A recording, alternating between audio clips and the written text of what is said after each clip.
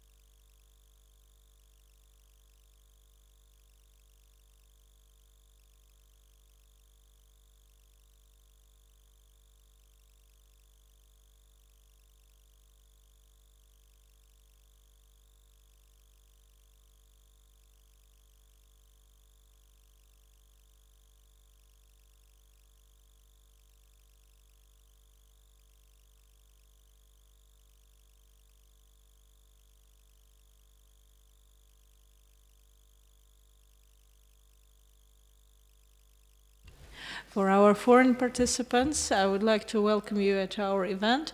We are taking a micro pause to overcome some technical issues. If you need simultaneous translation, please choose translation option and disable Russian icon for Russian language translation to avoid pretty creepy sound if we mix both audio tracks. I see our good old friend Professor Sakvak being connected, Professor Oren Yang. We have guests from all over the world, all over the Arctic world. So in a minute or two, I hope we'll be able to launch the translation at any language that you would love to choose, either Russian or English. If you have questions, please feel free to add these questions to chat option, to chat icon. As a moderator, I will follow your questions from the first moment to the last minute of our event that I hope will last for 2 hours. Well, I guess we're almost able to start. I just need... Yes, we are. Дорогие гости, теперь уже официально... Dear guests, now in official and solemn way, I'm glad to welcome you at the seminar of the project ThinkArctic. Our project has become a favorite by us, at least. However, it's the first event which we dedicate to the multilateral diplomacy, multilateral institutions and platforms of interaction in the Arctic region through the lenses of the activities of the International Arctic Organization. The previous event concentrated on the format of the bilateral interactions. We discussed them at the St. Petersburg Forum, at the Eastern Economic Forum, at separate bilateral events with China, with colleagues from India, Finland, Canada last year. And every time after these discussions, we received very serious intellectual impulse towards a new look at the well-established formats, to recognize the presence of some undiscussed problems and obstacles for further cooperations. And the further project progressed, the more participants from different countries, both Arctic and non-Arctic countries, came back to the question of that the countries, companies, actors interested in the development of Arctic region are in great need of the system of coordinates, not just geographical coordinates, but coordinates of interaction under the conditions of the increasingly fragile Arctic. This word fragility was heard at all our events together with the word development. How to combine these two genders and how we can be helped or maybe not be helped by international organizations. Here, this is what I hope we'll discuss today. I encourage you to take advantage of the benefits of the academic platform and to speak openly, as much as openly as you can, maybe even using sharp comments. As the previous discussions showed, Arctic is not waiting for political approaches. It's changing very fast. Our task is to offer those solutions, those recommendations, which will be in tune with the dynamics of the development of the Arctic. We hope there will be such suggestions. I want to open our event handing the floor over not just to the special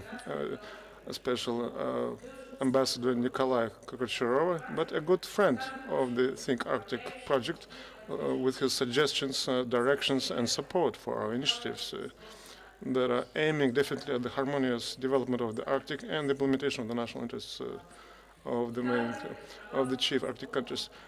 Nikolai Viktorovich, the floor is yours. Nikolai Viktorovich, we don't seem to hear you. Maybe you could switch on the microphone.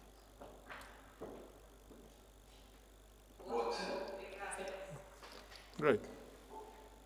Добрый день, Анастасия. Добрый день, уважаемые участники семинара. Прежде всего, я хотел отметить возрастающее значение Dear participants in the seminar, first of all, let me reflect on the increasing role of the scientific diplomacy, which helps find real solutions and addressing the issues. It's an open secret that sometimes we see that the sessions of experts in some areas may be quite divorced and far away from the actual issues of the. As you know,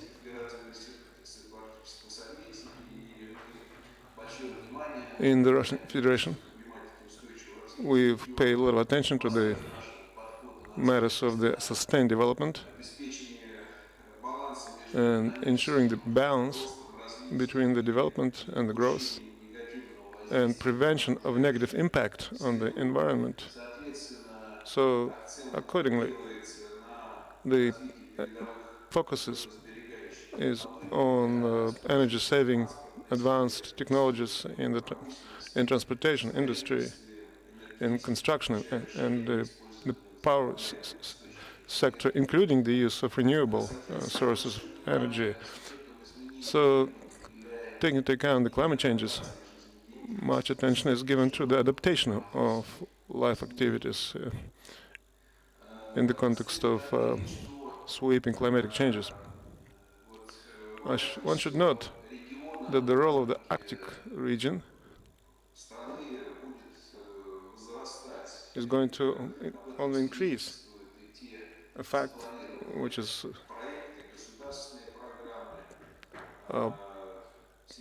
reflected by the state-sponsored programs. At present, the Arctic region accounts for about 11% of the GNP as far as export.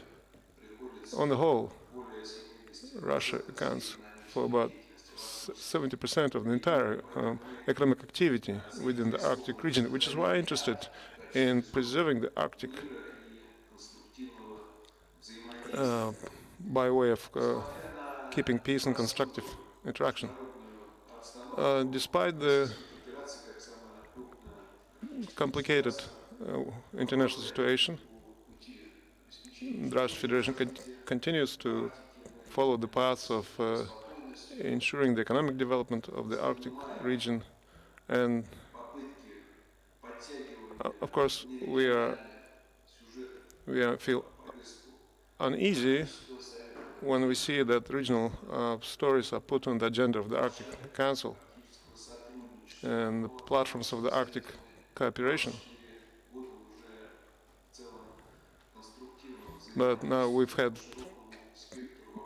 24 years of constructive interaction across the wide spectrum of issues, particularly the issues of soft security and cooperation, and matters that are relevant to the indigenous peoples. Of course, there are lots of questions about the future of multilateral institutions and platforms of the Arctic cooperation. The Arctic Council, there are risks of uncertainty. Those risks are present. The possibility of the blurring of the lines of collective approaches. At the same time, there are no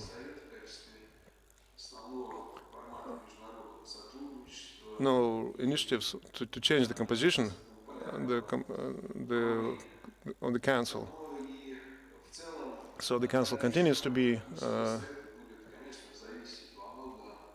a guiding institution. Of course, its role will much depend on the extent to which we'll be able to continue mutual cooperation with regard to the interests of the indigenous peoples and the peoples of different countries, and in the name of the stability of interaction, as reflected in the documents adopted in May 2021, the Declaration of May 2021 by the countries of the Council, and by the strategic documents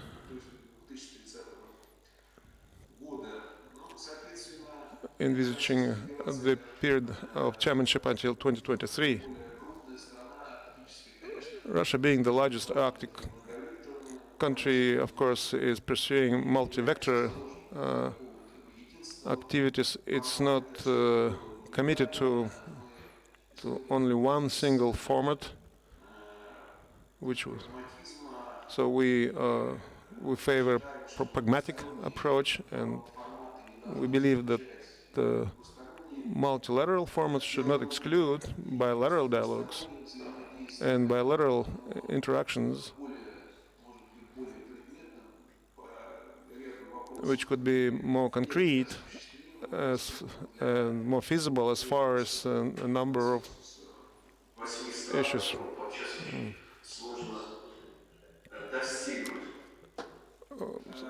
Sometimes it's difficult for all 8 countries to achieve agreements on some matters.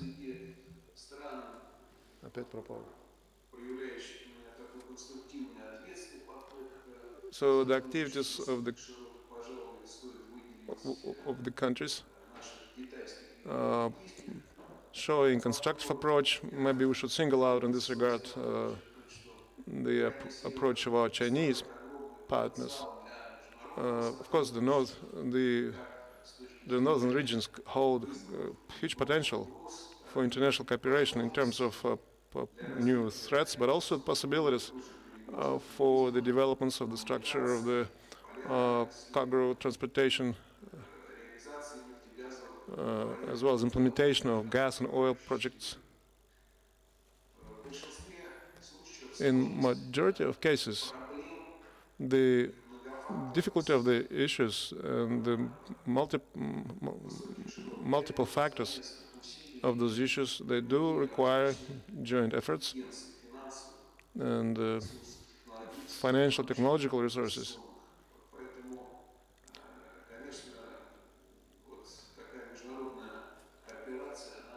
Which is why, of course, such international cooperation enables one to tackle and address the issues of developing the Arctic region. In this regard, going forward, we believe there's much promise in the interactions, technological interaction in particular, protection of environment, as well as developing the infrastructure of the Northern Sea route. We are also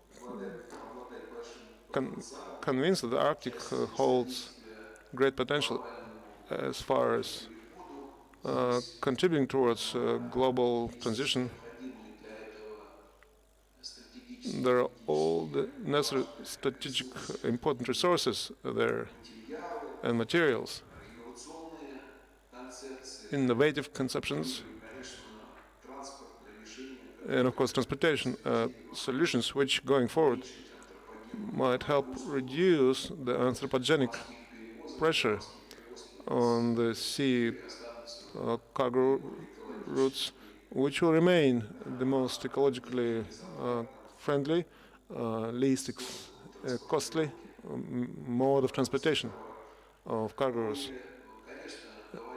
And of course, as far as the Arctic, we should not forget the climatic agenda.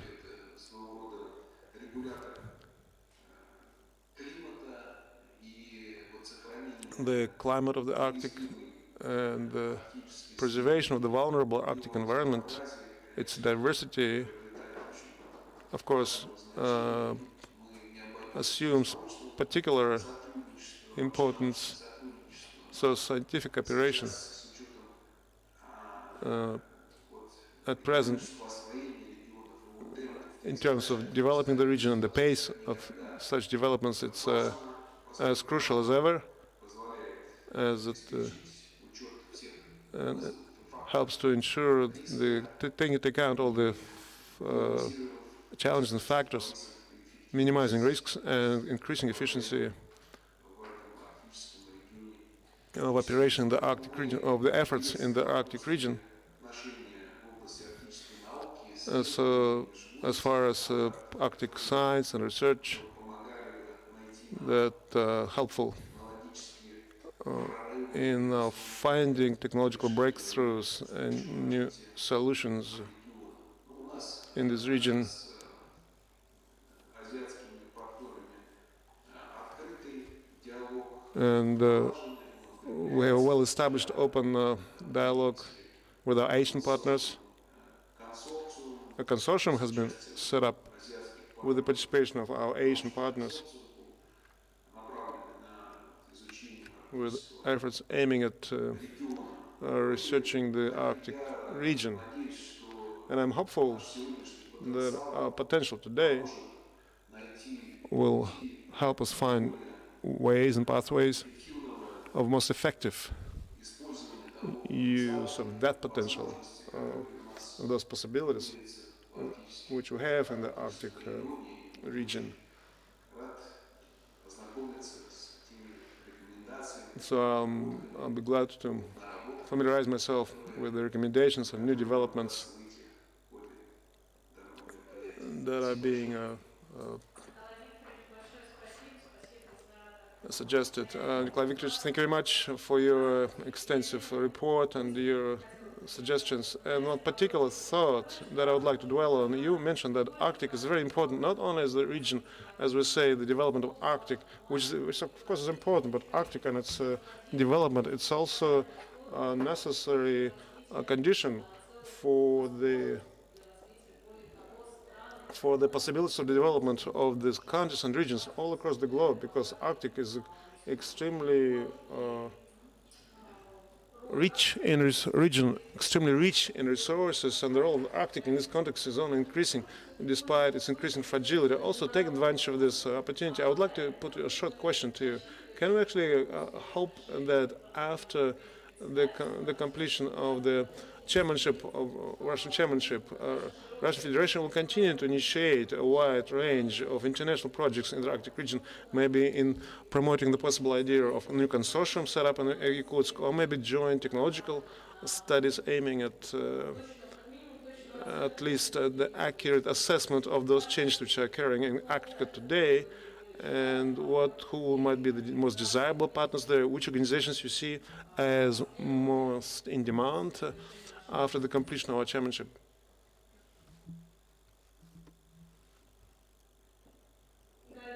Nikolai Viktorovich, the microphone.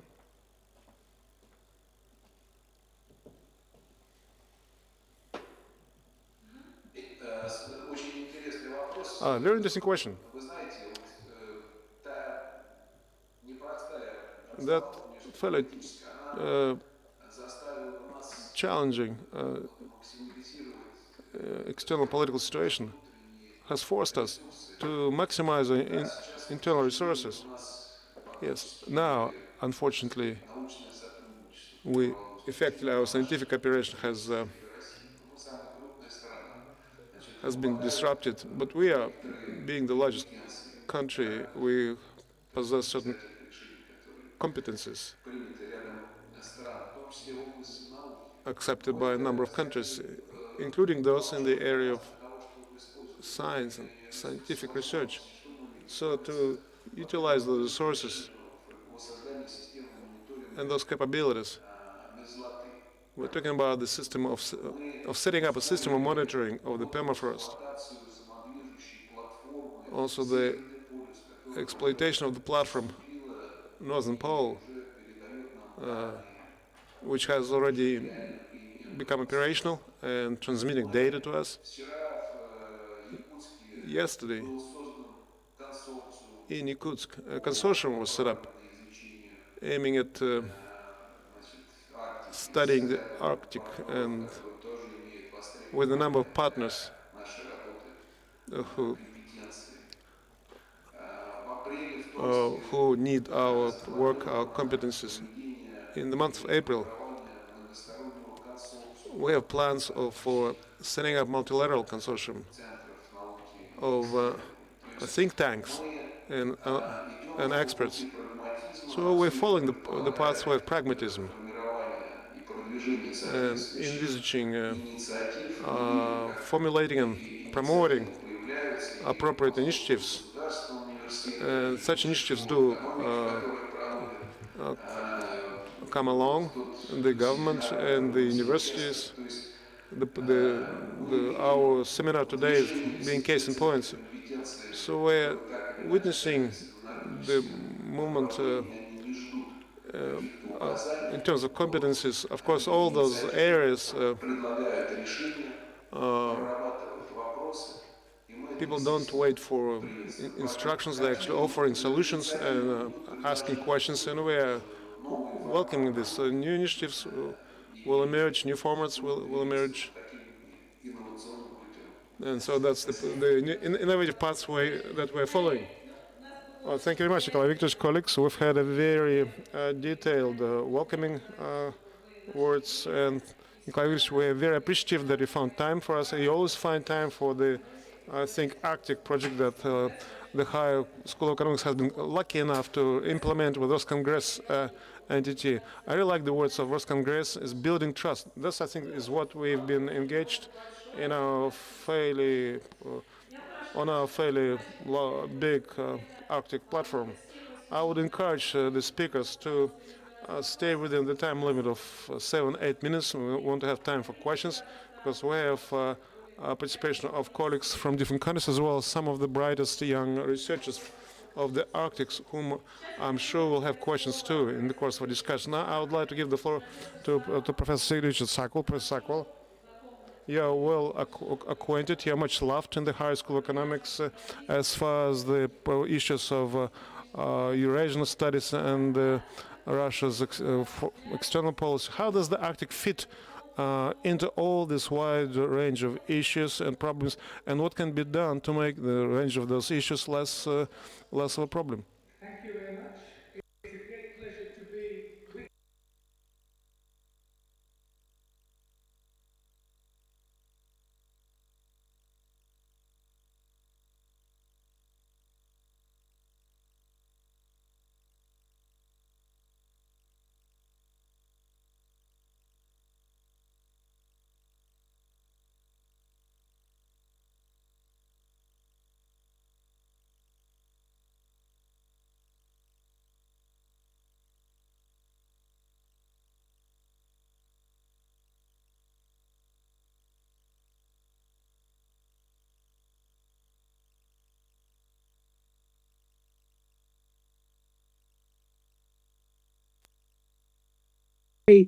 to get a sense of the sheer physical challenges of the Arctic region. We had to come, of course, not directly, so through Norway, and then traveling from Kirkenes across the border and through 200 kilometers of the harsh Arctic to Murmansk and to see this marvelous city. So my comments today were and are quite ambitious because exactly as our opening speaker absolutely correctly said, that the Arctic is, if you like, a test case for how humanity can deal with the challenges that we face as a species. So it's a case, unfortunately, it is also a case of how that wartime alliance, the United States, the United Kingdom, the Soviet Union, managed to overcome a great evil.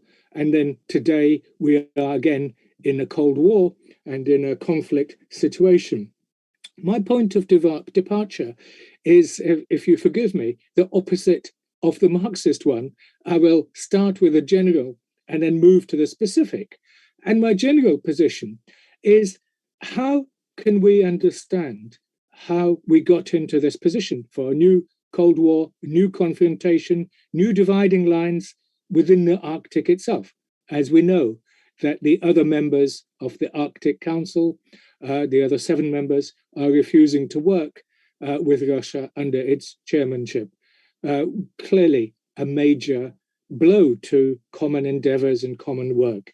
So my point of departure is in the framework of how can we understand the larger political context of this? And my point of departure is English school thinking about international systems and international society. And the Polar Journal has a recent excellent article by a person called Sana Kopria, which precisely tries to look at the Arctic from the perspective of a new research agenda on how we can establish how a political community effectively is established. And of course, using that as a point of departure to see how a political community is then divided. Because the Arctic, until recently, was precisely a zone of cooperation, of common work. The establishment of the Arctic Council in 1996 was an excellent example of this. And then one of our colleagues, actually at the school, High School of Economics, Pavel Devyatkin, has written a marvelous article recently, also in the Polar Journal, examining environmental detente, and he looks at US-Russian Arctic science diplomacy despite political tensions. And this wasn't exactly a case of how scientific cooperation, despite the first Cold War, continued and then built out into detente. Our position today, of course, is so much harder because we have the experience of confrontation, which was overcome. We ended the Cold War, and yet to overcome this second Cold War, to overcome this second challenge, obviously the techniques which were tried in the first time didn't work in the long term. So we need to think rather wider about how we can move out of it. So the way I look at it is and some of this was alluded to in the opening speech, that there's effectively 4 layers to international politics. And the first one is the international system. This is the United Nations, the Charter International System established in 1945. And of course, UNCLOS is within the framework precisely of this Charter International System. This international system provided a framework for the resolution of all sorts of issues. And it's within that framework, of course, that we have the work continuing on the delimitation of economic zones and of special zones within the Arctic. So international system. Then at the second level, we have international politics. And within this framework, we have competing states and also competing orders, world orders, if you like, regimes, call them what you like, subsystems within the international system. The big one, of course, is the political West, what I call the political West. This is a system led by the United States and its Western European allies, established during the Cold War, but is shaped by Cold War attitudes and institutions. We have NATO, of course. We have that whole military framework, which includes Norway and its military exercises along the border with Russia in the north. And Norway just had one this summer. I was talking to people in Kirkenes who participated in this military exercise. And surprisingly enough, they were not happy. In fact, one person actually left the Norwegian military, which brings me to, let me stick to this one. International politics, we have the political West. We've just heard, of course, that this political West has withdrawn cooperation with Russia. And this began effectively even before the recent conflict. What we have also on the other side at this level is the emergence of a political East, of which Russia is a core member. We've just heard about this meeting in Yakutsk and the establishment of a consortium. I don't know who were the participants, but I can guess that these are countries from the global South and the East. So we're beginning to see this Cold War is rather different than the other one, because we have, if you like, a fossil, an archaic political West with all of its institutions and attitudes and carried over from the first Cold War. And then, of course, we have this new nascent, it's just beginning, political East, which will include all the other levels. So, and the danger is that this political West is claiming the rights of what should belong to the United Nations and the international system. Can I just briefly mention the other two levels? We have international system, we have international politics, where we have conflicting states. Below that, we have international political economy. And of course, we know the powerful economic interests at play in the Arctic. We have Norilsk nickel, we have the oil and gas exploration. And of course, the fundamental challenge is to ensure that these resources are exploited in a sustainable manner, because also we know just how vulnerable the Arctic is. We know, for example, a recent study showed that the Arctic is heating at 4 times the speed at the rest of the world. This is a study which covers from 1982 to 2011, but it's 4 times faster than the rest of the world. So it's extremely dangerous. And we know the diesel spill 2 or 3 years ago. So it's a very vulnerable environment. The 4th level is international civil society, transnational organizations, sub-state organizations, and peoples who come together in a whole stack of organizations. We know how the Sami people, the indigenous peoples, have a crucial part to play in managing these common issues of humanity. On this 4th level, the level of transnational civil society, civil associations, for many years, I pointed to the achievements of the Northern Dimension. This is, of course, within the framework of, and largely of the European Union. And it was the single most successful example of trans-border cooperation, in Karelia in particular. It began to eliminate that border. And this was such a major achievement in for between Finland, Karelia, and the northern regions. It was really a model of how people-to-people diplomacy could overcome these Cold War tensions. And it really did work. I've traveled across that border between Karelia and Russian Karelia and Finland many times. And it was quite astonishing to see how gradually we were building a pan-continental unity, European unity, from the bottom up. And the Arctic was a classic case of this taking place. Sadly, all of this has now been reversed. So within these frameworks of 4 levels, I think that our analysis of the Arctic challenges needs to bear in mind that this second Cold War, and I have a whole stack of stuff about how already, even before recent events, before the beginning of this year, we had Mike Pompeo, who visited the Arctic Council meeting at a couple of years ago. And Richard, I'm sorry. Yeah. Could you I'm going to stop move to the Yep, sure. I wasn't in the detail, but just simply to say that this breakdown at the level of international politics can be balanced by work at the other 3 levels. I think that's my takeaway from my talk today. So yes, things are pretty bad at the level of international politics, but we shouldn't give up, insisting on the charter rights, the United Nations, the charter system, and of course, at the other levels as well. So thank you very much. Richard, thank you very much. As usual, it was very inspiring. I'll switch to Russian, though. Short question. After your speech, indeed, now one does get an impression that because of this second level, political level, the Arctic is becoming the hostage of new Cold War.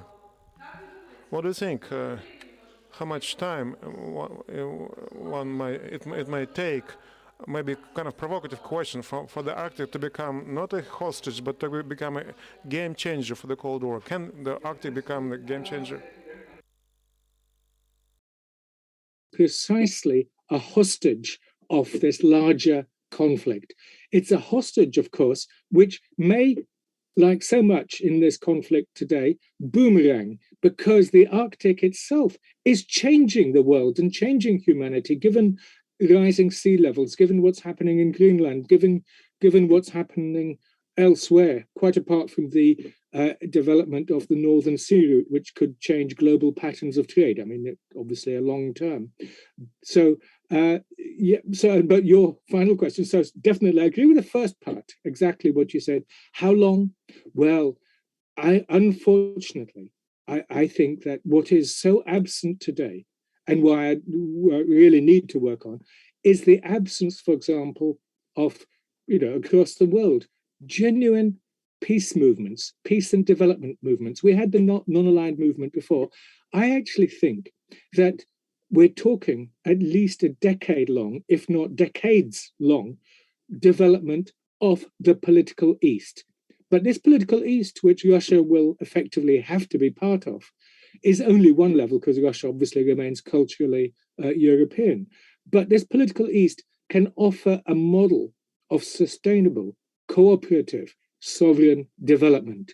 And we'd really like to see Russia at the heart of this movement, together with its friends in China, India, and many others in the global south. So we're seeing this second Cold War will have a different dynamic. And I think that if the politicians of the global East can genuinely say that this is based on sovereign internationalism, the sovereignty of states, develop a forward-looking vision, not aggressive, but positive for all of humanity, then gradually we can begin to overcome the logic. Because just one final thing, I think that many of us in the political West are finding, there's a resistance within the political West. We're not talking about populism or simple anti-immigration and so on. A genuine beginning of a political rethinking of a genuine anti-militarist peace movement, which is really going to go back to the vision of how we can get to a positive peace order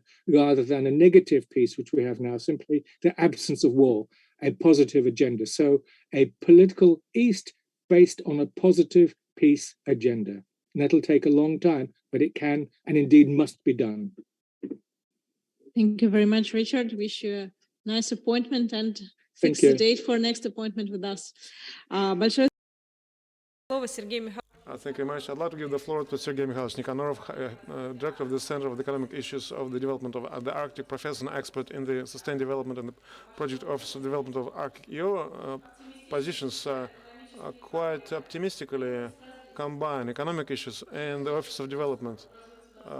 Which is more of these days, economic issues or chances for development? You know what, Anastasia?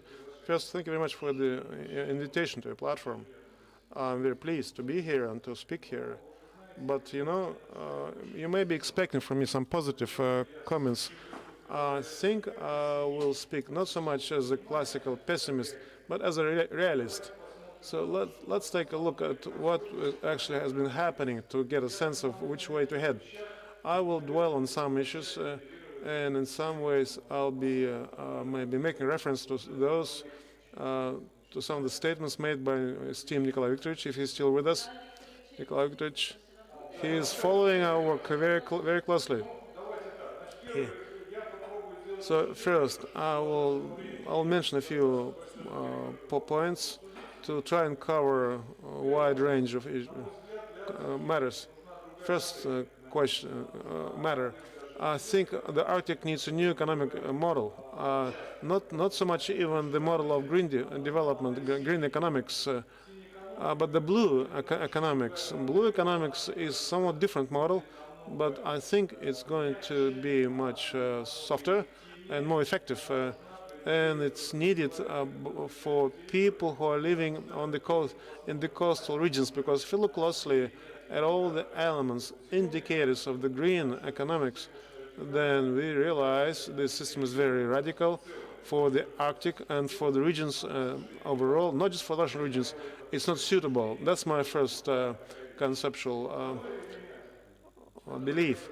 The second element I would like to note is that it's the element when we say today that of the 8 countries of the Arctic Council, of which Russia is chairman until 2023, 7 countries are unfriendly countries, and Russia is no longer even invited to the meetings where the issues are discussed. In my view, this situation, how optimistic we might be, this situation is not going to be resolved anytime soon, the way I see it. What needs to be done? I think one should not stop in the development of the Arctic. One should continue it, but one should continue relations and development of Arctic with other, maybe non-Arctic countries, but the countries that have the Arctic strategies. And here I would suggest that we should look at the example of China. China is not an Arctic country, but it does have its Arctic strategy of its own. I would also look at other BRIC countries, such as India, also at EAS countries, at the Shanghai Cooperation countries, and ASEAN countries as well. Those are possible partners that are available today, and partners that one could do different projects with, not only with regard to energy resource, but also with regard to tourism and traveling. And what Mr. Ambassador said, we could combine those elements and we could do lots of different projects with these partners. And as far as the people do have interest as to how to go about this, I'll mention a few other elements. That's the second point. Now, the third point is climatic agenda. If you ever came across this, you'll be well aware that Arctic is heating up today faster than other territories of the planet. It's simply heating up faster. So the fragility of the ecosystem of the Arctic, Russia did sign the Agreement of Paris and ratified it. But today Russia's efforts aiming at bringing down the output of greenhouse, it's not enough.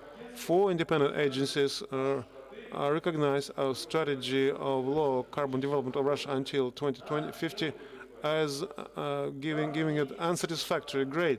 Yes, we're not the only country which came under the category of poorest students, but US and China, they are getting satisfactory grades with their strategies. They're global emitters of greenhouse. China accounts for 33%, US comes second with 13%, and Russia here is behind with poor grades. Now, the fourth point I would like to mention is that it concerns some details. As I said, the devil's to be found in details, as they say. When we speak of good things, we mentioned the element of the procurement and supplies for the northern regions. What about the waste? Taking the waste out of the northern regions. How to transport waste out of northern? We mostly seem to focus on the supplies for the northern regions, but nobody seems to be talking about the transportation of waste materials from the northern regions. It's the same issue as elsewhere in Russia. Waste does build up, and what to do about it, how to dispose of it, and where to transport it to. I would like to note a few other points that despite the situation today, we are, as part of our activities in our center, we have suspended a number of projects. We had an interesting project jointly with the economic department of Moscow State University with the Office for the Development of Arctic. It was Barnes Index. One can look it up. It's assessment of the regions and the companies. We suspended this project because of the current situation. But however, the project entitled the Polar Index, we have a small anniversary. It's the 5th release of our report on the activities of the Russian companies. 22 big public companies conducting economic activities in the north of Russia, as well as 9 regions of the Arctic zone of the Russian Federation, which we're evaluating in terms of the index of sustainable development with 3 indicators, social, ecological, and economic. So we made this assessment. This year, Murmansk region was first, and Sakhalin-Yakutia was second, and Yamal-Netsky was third. Of course, we assessed the regions as a whole. And the companies, 22 public companies, which we assessed, rated in the same way. Now we're pursuing a new project, which one should think quite interesting. It's ESG transformation, regional ESG transformation in the Arctic regions of Russia, and also ESG transformation, ESG rating of the companies, Arctic-based companies conducting activities in the Arctic. It should be interesting, I think, too, because here there are no economic indicators, but the ecological, social, and governance indicators. And so we're building models, and we'll be looking at how it goes. A new challenge to us is strategy of the Murmansk, of the city of Murmansk until 2055, all 63 indicators. We use the model of linear regression, and so we'll see what kind of results we'll have in terms of new approaches. And the final two points, if moderator will allow me. Three, but very short, very brief. The first, I'll start from the end, top three, the bottom three. Even not less important though, green investments and green financing. Green finance, green investments, particularly in the Arctic zone. In my view, one needs a green investment bank after the English green investment bank to support ecological social projects. It could be national bodies, just like they have in England and Australia. National banks very successful. In England, they had since 2016, very quite profitable too in this productive in this regard, and also could be international institution. Example could be Scandinavian Investment Bank, which includes very different countries, different areas. We could get together with India or China and set up such interesting bank for the development of the Arctic zone of Russian Federation. So as far as green finances and investment, and that's the first point. And the second point, in conclusion, through the lenses of what was spoken by the Mr. Ambassador, there were lots of areas: tourism, shipping, the shipment of cargoes, and also preserving biodiversity.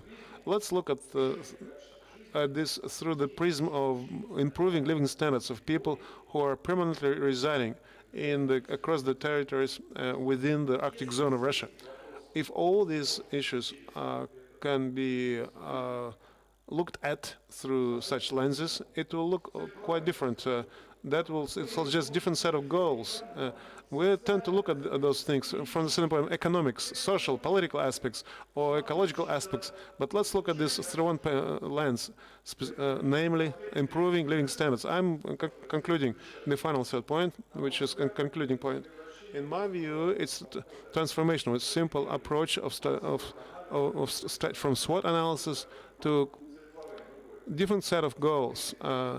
Now, try and create future for Arctic and then come back to the present, not the other way around as we do it now. First we look at the beginnings, what we have now, and then we try to build steps forward. But do it the other way around. First look at the future, paint and make the model of future, and then try to proceed from the future to the present. All right, that sounded quite a simple initiative to model the future. But as your point about investment bank, that would be a good idea. One should think in terms of architecture, international institutions which could use such tools. One thing I would like to clarify there: what do you think? This kind of structure, how much does it make sense to tie it down to existing platform, or could it operate as an autonomous platform? It's a good question, and one could make a reference to our web bank, the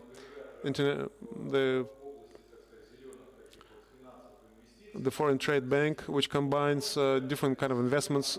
But my view is that this system so far is not sufficient as promoted by the web bank. But second thing, as you mentioned, the Arctic tends to be fragile, and here the new tools, new financial tools, which may be created, they may be quite successful, both at the level between governments, but also at the national level. The fact that every bank of the top largest 10 banks, they each has a green agenda program, which they try to embed into the credit idea work. That's a fact. Now I'd like to go back to our guests who are working with us from remotely. I'd like to give the floor to Maria Lagutina, professor, Doctor of Political Science of St. Petersburg State University. Maria Lvovna, if I got you right, you're talking to us from Yakutia today. Yes, it's 1 a.m. Where I am. It's because the Arctic zone of Russia is so large.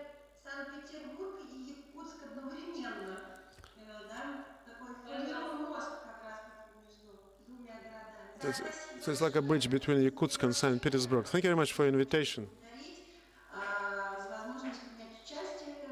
of the chance to participate.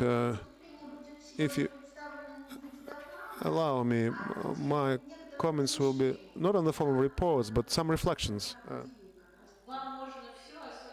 Feel free to make your comments in any format, as long as you stay within the allotted time.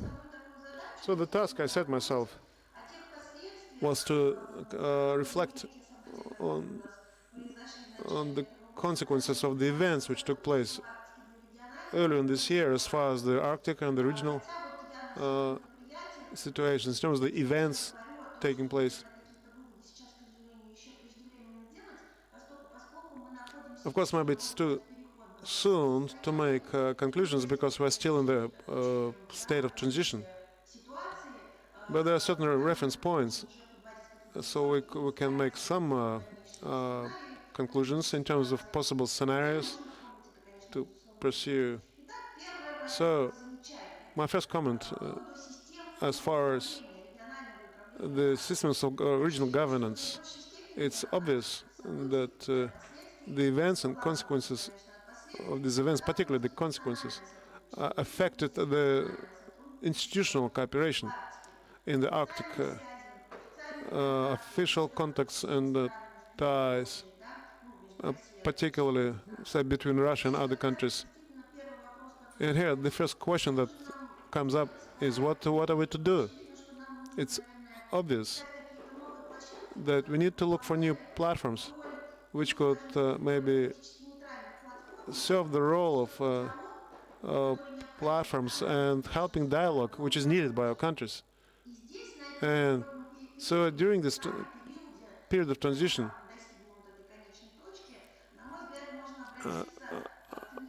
I think one could maybe turn to unofficial platforms as far as the conferences on sustainable development and the Arctic Circle, which is the forum which features various groups, scholars and researchers, as well as officials and people of business. And utilizing such platforms, on the one hand, we preserve our gains and ward off the negative impact of the consequences of the events. Now, esteemed Professor Lasitenel, who unfortunately was unable to attend our meeting today, at the conference of Arctic Circle, the professor made an interesting suggestion in terms of the cooperation of Arctic. He particularly spoke of multifunctional cooperation, particularly the kind of cooperation which was taking place before the present situation. So thanks to such neutral, unique neutral status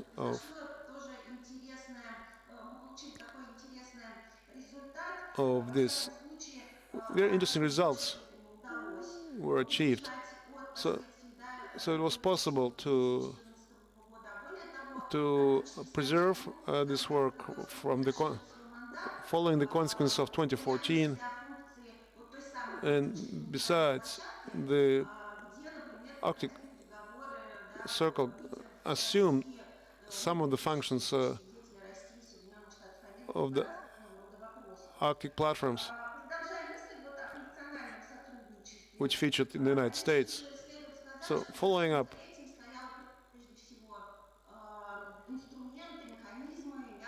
one should say that the issues it faced were the issues of the regions, of the humankind, of the climate changes. So it's cooperation in tackling those issues in the area of scientific cooperation and addressing these issues. This is the substance of the Arctic cooperation. And since you allowed me to express my emotions and thoughts, of course, all the issues that arose after the special military operation are still there, but we don't seem we've seemed to lost connection with our European colleagues, ecologists, and our ecologists are not getting access to other regions. So what was our vision in 2021? We saw that functionality that was typical of the international Arctic cooperation, it was supplanted by emotions.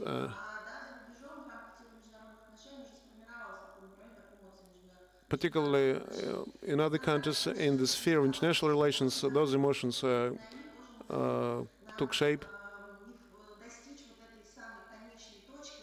which prevented us from achieving our destination. My next comment, as far as the events at the Forum on the Sustainable Development of the North, Anton Vasilyev spoke there and noted that 80% of Arctic cooperation related to the scientific interaction. And speakers today already raised this point that the scientific cooperation was particularly damaged for the first time because of the consequences of the attitudes towards Russia. And so this conflict between Russia and the Western countries, it highlighted how the matter of security and its connection with knowledge and information, the critical importance. And as we know, scientific diplomacy always carried with us tools of soft power, different international events. But under current conditions, a tough dimension of scientific dimension has been added to soft dimension of scientific cooperation in terms of participation of Russian scientists in different events, their access to databases and so on. Also some structural related restrictions of to do with banks. For instance, when it comes to implementing a project, the matter of payment may be quite difficult.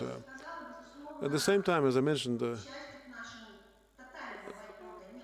fortunately, there's been no total boycott of Russia, so scientific collaboration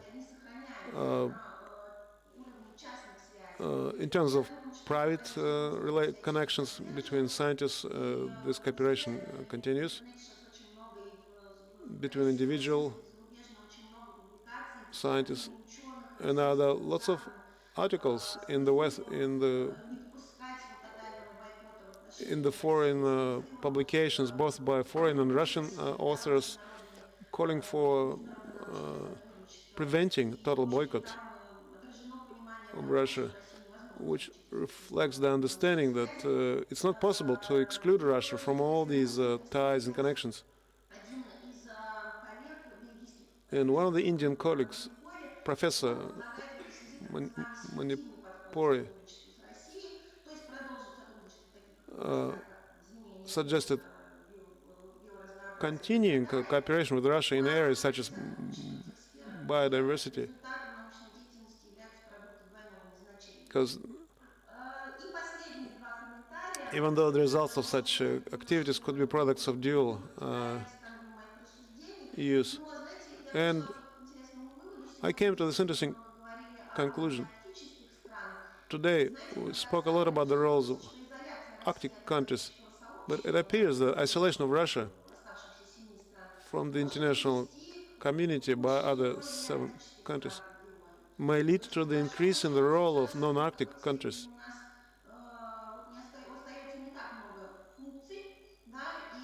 Not so many functions remain, so this pivot towards the east, which also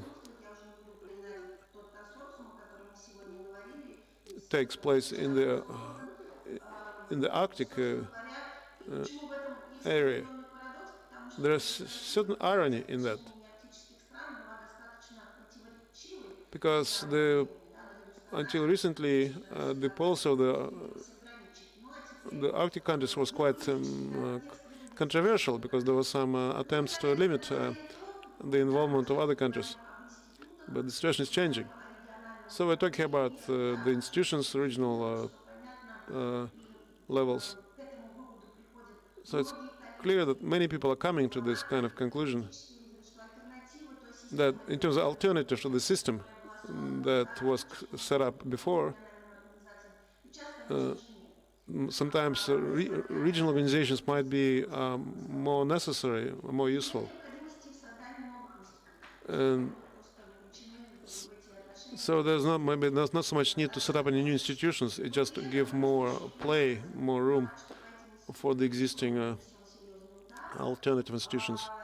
But of course, a blow was quite serious in terms of the consensus as far as the activity of those institutes. And that maybe led to the diminution or belittling of the role of the chairmanship in the Council, the Russia's chairmanship. Of course, our colleagues are quite nervous on this account because of Russia's participation and what it can do under current conditions. So thank you very much. Thank you very much for your multidimensional and in-depth analysis. And the question indicates towards the end details of the transfer of chairmanship. It's not a passing matter. It's quite a good illustration of the utopian character of such boycotting approach. Quite typically, what happens, strategic humanitarian interests tend to lose to the bureaucratically driven short-term initiatives. Because starting 2023, the matters will need to be dealt with, and maybe this awareness might prove to be a more effective catalyst than maybe even hopes for joint humanistic studies in the Arctic region. From you, I would like to check with you my impression from your comments that the role of individual researchers, not so much even collective institutes, but Arctic individual scientists and researchers has increased in principle because of these disagreements that have developed these days. So in some sense, maybe we are going back to the model of enlightenment, the time of enlightenment, when scientists not only were realizing their scientific objectives, but also promoting overall the development of communications in those regions. Is that the case? Absolutely right. I completely agree. To be honest, the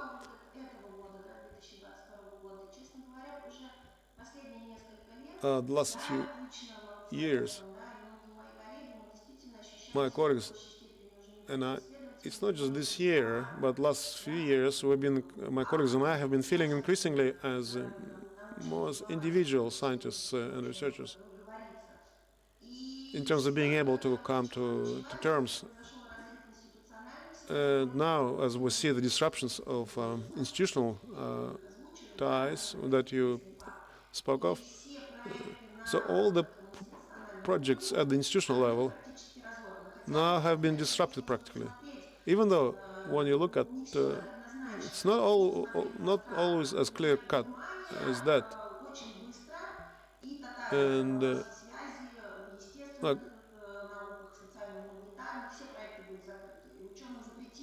Germany and Switzerland, they basically discontinued all the projects, and there's a prohibition as far as interaction with this. But there are other cases. Our French colleagues, for instance, they are continuing their cooperation with us.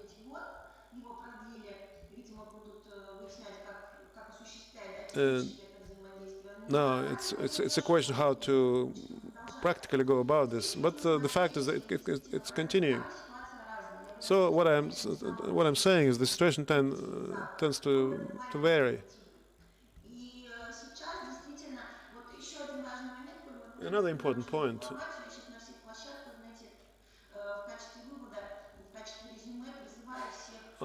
When I speak at different platforms, I'm trying to say that besides the danger of external isolation coming from the collective West, there's another tendency towards self-isolation. So, because the process may be going in that direction too. Thank you very much. But I should think our diplomacy will only stand to gain from the support of the scientific community. Now I'd like to give the floor to Pavel Gudiv, head of the group of the study of policy of US and Canada in the world ocean of the Russian Academy of Science. Maybe a couple of comments by way of reflection on what the colleagues have on their inputs. And considering that your group are engaged in fairly challenging endeavors, maybe it's... I'm not asking for any optimistic comments, but thank you very much for your invitation, colleagues. Good evening. I think that my report may contain some answers to some questions. Maybe I'll cover some issues more extensively. I'll start with some positive comments, but maybe I will conclude with fairly negative conclusions, such being the situation. Of course, one feels very bad that the Arctic Council is no longer the Arctic 8, nor the Arctic 7, and separately, Russian Federation, all our projects have been frozen. Nobody heeds us, nobody takes us seriously, but actually it's not such a big deal, after all. We have cooperation, part of the International Maritime Organization. International Maritime Organization has developed the Polar Code, which came into force in 2017. The International Maritime Organization basically is the structure entity which provides security for shipping, and so the code of now it's the time. It's the time to develop the version of 2.0, and there'll be negotiations. Why 2.0? Because the Arctic Code fails to cover the whole category of boats, such as military ships, pleasure yachts, wooden ships, and also fishing boats. So they need to be covered by some new version of the code. So the dialogue needs to take place with regard to Arctic now. Also, it should have been developed and adopted by the end of 2022, but then the virus came along and pandemic, so it's still there. We're talking about additional agreement on the Convention of the Law of the Sea as far as the protection of the sea diversity within national jurisdictions or outside the national jurisdiction. That means on the high sea. So as part of this agreement, there are two key points: setting up maritime defended areas. In Russia, it's called MORF. I don't quite like this abbreviation. I prefer it marine protected areas. So it's about where those areas will be set up, what the criteria will be used to set up such areas. It relates to the Arctic. There's a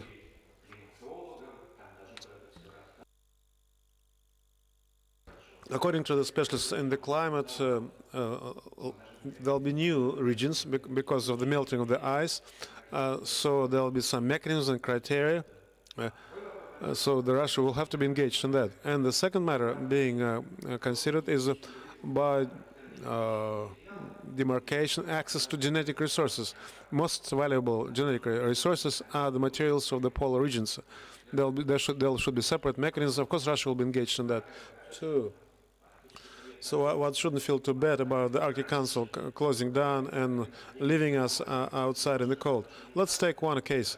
United States. Relations are quite terrible, but our interactions as far as the regulation of the shipping in Bering Straits is still going on. Americans were the initiators. We adopted resolution via the International Maritime Organization. And Americans are still emphasizing that there was much headway was made and it needs to be continued. So there's still some case of cooperation. Let me be a bit more provocative. Do Americans need the presence of the Chinese fleet in Arctic? No, they don't need it. Do we need it? No, we don't need it either. So there are the military strategic interests that tend to coincide, and there's no such track. We're not talking about this. Why we're not talking about this? Because the United States view Russia and China as two equal threats to the national security in the Arctic. I don't understand why they're putting us on the same level. We are very different countries with very different set of interests, China and Russia. The United States in the 2018 actually suggested setting up organization to coordinate scientific research in Russia. So there were negotiations. There are some upsides and downsides to this idea, but even stop and think about this. The scientific marine research, when they take place within your jurisdiction, maybe continental shelf or exclusive zone, even according to the convention of the law of the sea, you need to obtain formal agreement, formal consent to conduct such study. Even though some strange wordings, under normal conditions, such consent should be provided. We don't understand what are those normal conditions, but for the most of the time, those consent is given or not given. According to the statistics, about 20% of requests on the Arctic tend to be rejected. They say that there may be some dual uses, maybe not quite scientific, but maybe some military. And so we quite differ from Americans in this regard, because Americans say that conducting only scientific research within, you don't need any permission to conduct scientific research within the exclusive zone as long as you share this data. They're more liberal than us. But we have a set of tools to fence off those research. Americans, Japanese, Chinese, are they interested in this? No, of course they're not interested, because we have such a long coastal line, and our jurisdiction is projected onto great areas. They don't want to conduct their research in only one sea. They want to get research results from different other seas, the Sea of Kar or Barents Sea. Of course, we can claim that we're not giving consent. So there are certain levers there. As far as the idea of setting up different consortiums, it's a good idea. It came about 5 or 7, 10 years ago, the idea of setting up maybe Arctic Economic Consortium. But let's think about the partners to choose for this. Now we have certain sense of inevitability in terms of India, China, maybe the countries of Southeast Asia, Vietnam, such as Vietnam. But we need to be very careful here. We all read the white book of China on the Arctic policy. It's very nice document, but it says that China is Arctic state. In terms of geography, it makes no sense. But China campaigns for the free shipping in Arctic. What does it mean? They are considering the possibility of sea way, like United States. It doesn't say so in so many words, but that's the issue that it suggests. Like there'll be maybe the international area. You know, the different conventions for the sake of mankind. They will be made when the Russian requests and claims are examined. When we agree to those recommendations, so it will happen. But so far, it's not happening. So there's certain room for speculation. So my main point here, my main statement in this part is that we should make sure that not just us, but all others, we should make sure that Arctic would not become something like a South Chinese Sea with the maximum high level of conflicts and confrontation. You know, there's this level Eastern Mediterranean area, very high level conflicts there. Vying for various resources and the limitation of borders. So we'd like to avoid it becoming like any of those two areas, which will be in the interest of our colleagues too, our counterparts. By way of a joke, Finland, Sweden, possible candidates of NATO membership. Who made the most accusation of militarization of the Arctic? Our foreign colleagues. Now the situation is changing so much.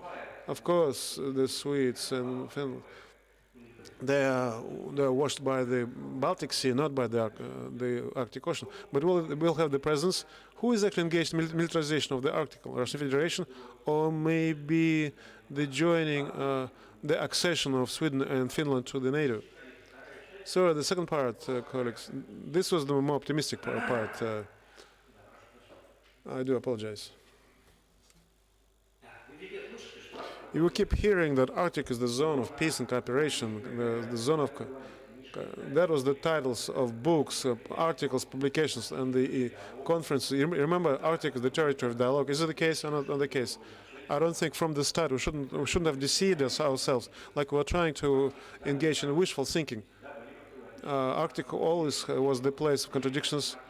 Was the Arctic a place where all delimitations of sea borders was settled between the U.S. and Canada, Greenland and Canada? This year there was some settlement between Greenland and Canada. When we had a visit of Canadian, and he made a joke that a Canadian who crosses the border with one step, he finds himself in the European Union because there's a border between Canada and Denmark. So didn't we have different interests between countries such as maybe the Arctic 5 and other permanent members of the Arctic Councils? Why Yaroslavl's declaration in 2008 was signed by the Arctic 5? All the others were quite indignant at this, actually, because they're not watched by the Arctic Ocean. They have different interests. There are no matching interests between the Arctic 8, Arctic 5, and non-regional countries. They've always been such contradictions. What about the interests of business and the interests of indigenous peoples? Of course, there are some contradictions there. Don't we have conflict sea regions such as Barents Sea? It's quite difficult to create interest there between maybe the fishermen and the oilmen and the military people and the ecologists, even though they kept suggesting to us, let's have some comprehensive conception. Norwegian people suggested that around the Kola Peninsula, we should. We kept asking why Kola Peninsula, why maybe farther away in the Sea of Kars. The dispute between U.S. and Russia about the status of the Northern Sea route, it continues. It's dating back to decades. It's starting in the 1960s, and the U.S. position is still the same. They have no icebreakers. All the icebreakers are quite old. They're at birth being repaired. But in 2024, the first icebreaker will be launched for. So when the Americans start to have icebreakers, well, they'll be more active. Imagine icebreakers, say, sinking in the Arctic waters. Who is going to rescue it? Who is going to laugh at this? We'll be laughing at this, but the Chinese Republic will be laughing at this. Don't we have the issue of the demarcation of the delimitation in the Bering Strait? The different points of view, the upsides, downsides, something to discuss. We also have the same agreement with Norway, but upsides, downsides. We have the issue of Spitsbergen. Summer this year, remember, about transportation of cargoes. Why we were prevented from this because of allegedly European sanctions. Norway puts the agreement on this rule of the sea higher than the Parisian agreement on Spitsbergen. And you can't just bring cargo to archipelago there because there are no customs there, no sanitary controls there. But Spitsbergen is an issue. And the final conclusion, in General Convention has this Article 23, which is entitled closed or semi-closed seas, because the Arctic Ocean is not the sea, but it consists of seas. So it says that in such areas, such seas as the Baltic Sea, the Black Sea, the Mediterranean, I believe that Arctic Ocean is quite unique, actually, absolutely unique. It's unique. It's not like any other Indian or Pacific or Atlantic Ocean. So there's inevitable cooperation in some areas. It potentially is still there. But it's just a question of time and willingness, and political will, naturally. Colleagues, thank you. Thank you very much. I absolutely agree that the worst thing that may happen if we, leaving aside would be would be Arctic Ocean becoming like something like South Chinese Sea. Potential is there. Could you imagine the emergence of such preventive code in the Arctic Ocean? Colleagues, let me remind you that even during the years of Cold War cooperation, say between the Soviet Union and the United States, it was basically developing to. I wrote about this much. There was this agreement on stopping dangerous incidents on the high sea to avoid and also in the airspace above to avoid collisions between planes and ships. It goes back to 1968. There was an accident there. A plane touched American ship with a wing and crashed. So it was this model was used to sign similar agreements with about 10 NATO members. Of the last few years, we've been trying to convince NATO to have such agreements with the entire bloc. They say, no, we don't have this agreement with the entire bloc. We have it with the United States, with Canada, at the Baltic Sea. We only have such agreement with Germany in the Black Sea. We have no such agreement with any of the NATO members. Even though incidents might occur in the Arctic, as well as at the Baltic Sea, as well as at the Black Sea. Let me emphasize once again that one should be slightly cautious here because one should be prepared. Someday Americans will try to challenge the status of Northern Sea route. So the military forces say that one of the nations they should challenge it, whilst the coastal guards say, "Take time. We don't need to hurry to be too hasty. We have Bering Straits."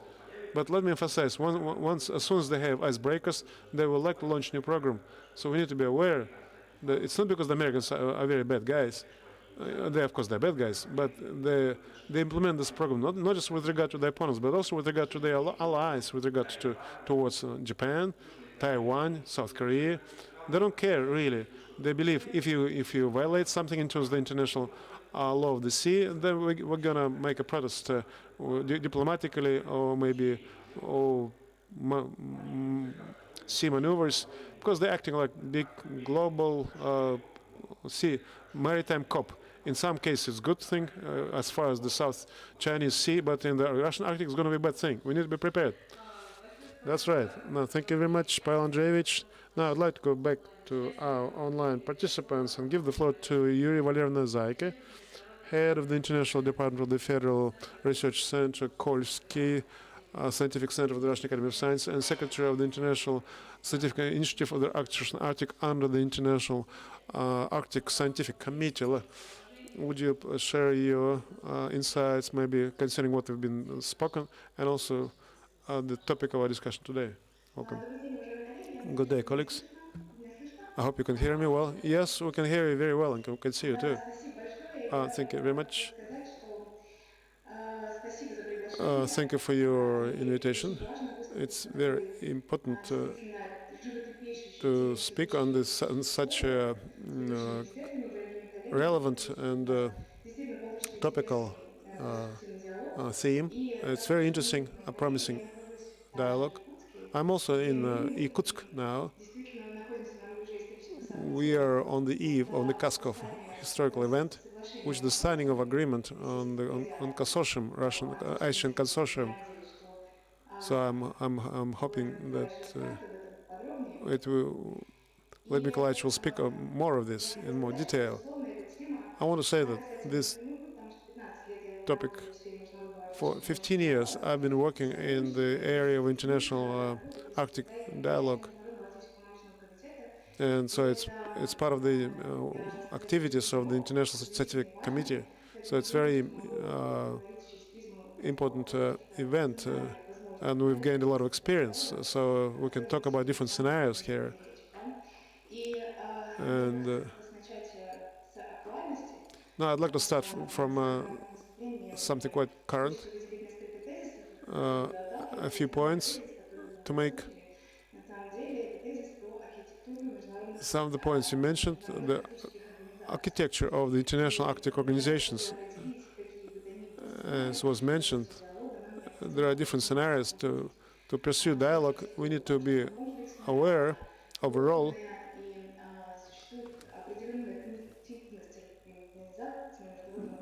there are certain types of organizations of international level. на международном уровне в различных организациях. The international level, different organizations. Мы знаем, что организации они разнопрофильные. We know that they have different Мы понимаем, что direction of высокие activities, организации связаны и с бизнесом, and some of them и с наукой, и с to do with business, others with и так далее. science. Такие разнопрофильные организации, они существуют в тесной So all those different kinds of organizations, Например, they're quite групп closely арктического научного комитета, connected. они участвуют For instance, there are working groups under our scientific committee по различным вопросам. that work on different issues, Основой для принятия which this works is the basis for decisions. мы об этом говорили неоднократно, и вы в своем проекте об этом упоминали. And Действительно, of course, it was такой живой пример. you've mentioned this already. Международные организации практики, And они international organizations, отдельные объекты, как мы можем видеть, они очень связаны не только одной региональной принадлежностью, но и общей they belong составляющей. to the same regions, and there are other components При ближайшем рассмотрении that they share.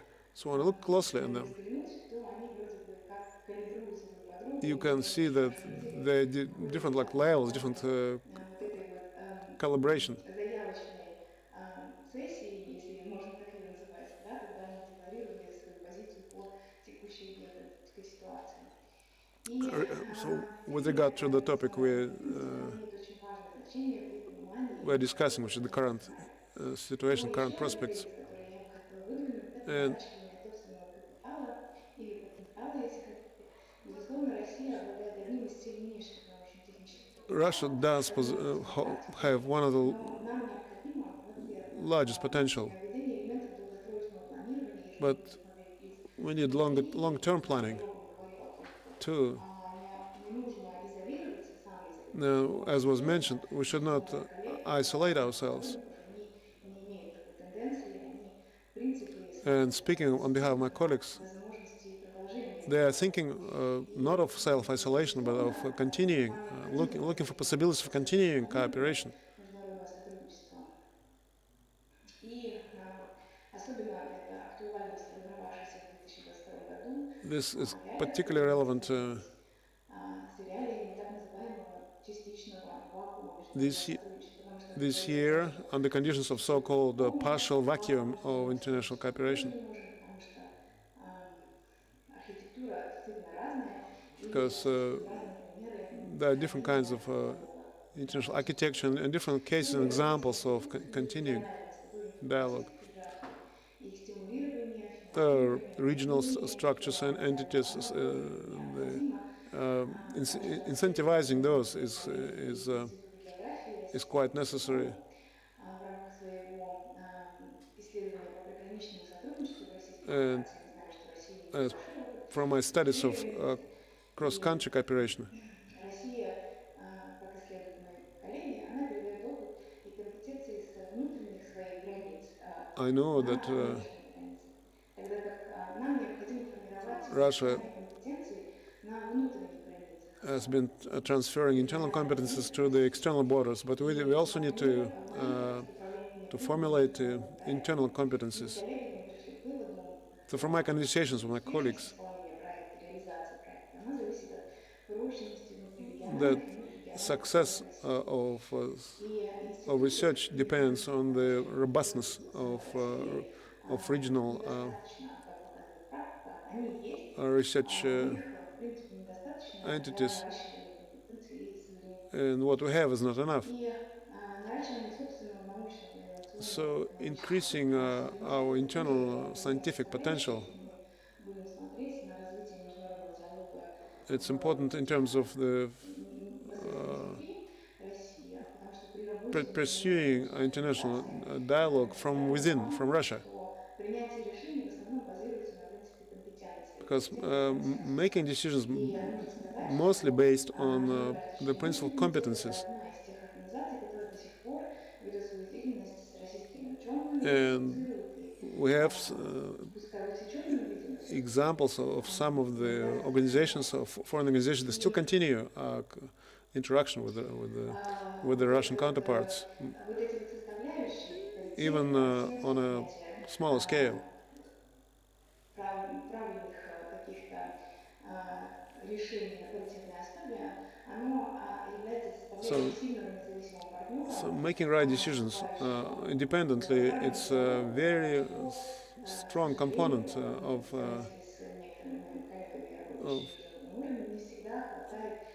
independence. Не всегда развивается в компетенциях российских ученых, например, если говорить научно. So from my conversations with colleagues, I'm aware that competence of Russian scientists are not always being developed. So it's important to look at the paradigms that give rise to a rivalry, the national global interests. Indeed, national interests often lead to rivalry.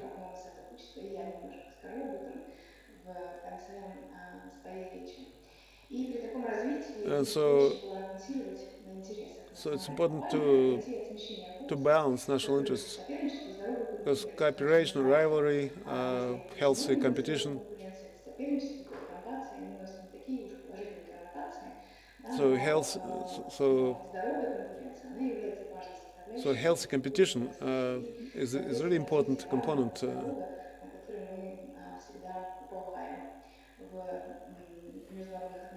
which we always welcome in international relations. And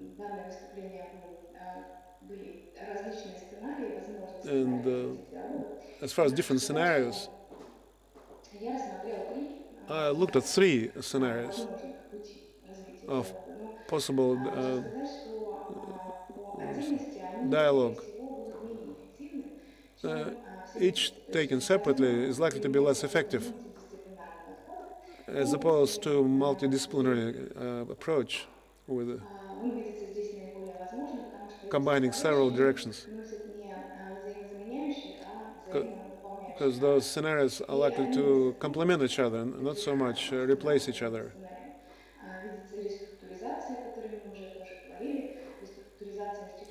So the risk of restructuring of the institutions,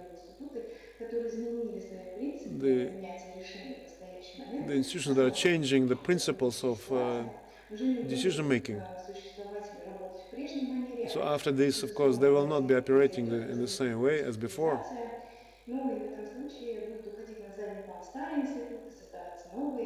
So some old institutions will be taking back seat, and new ones will be emerging.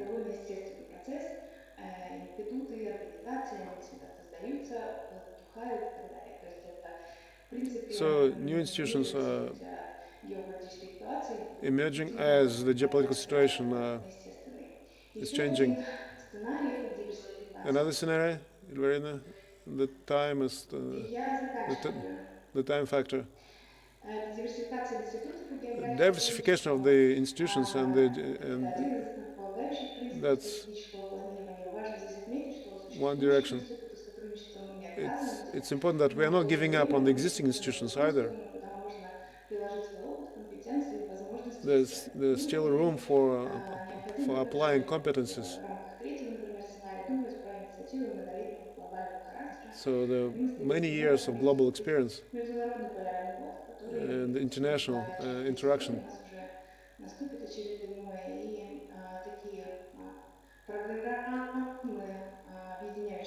So there are lots that we have in common, which is always a good thing. Thank you.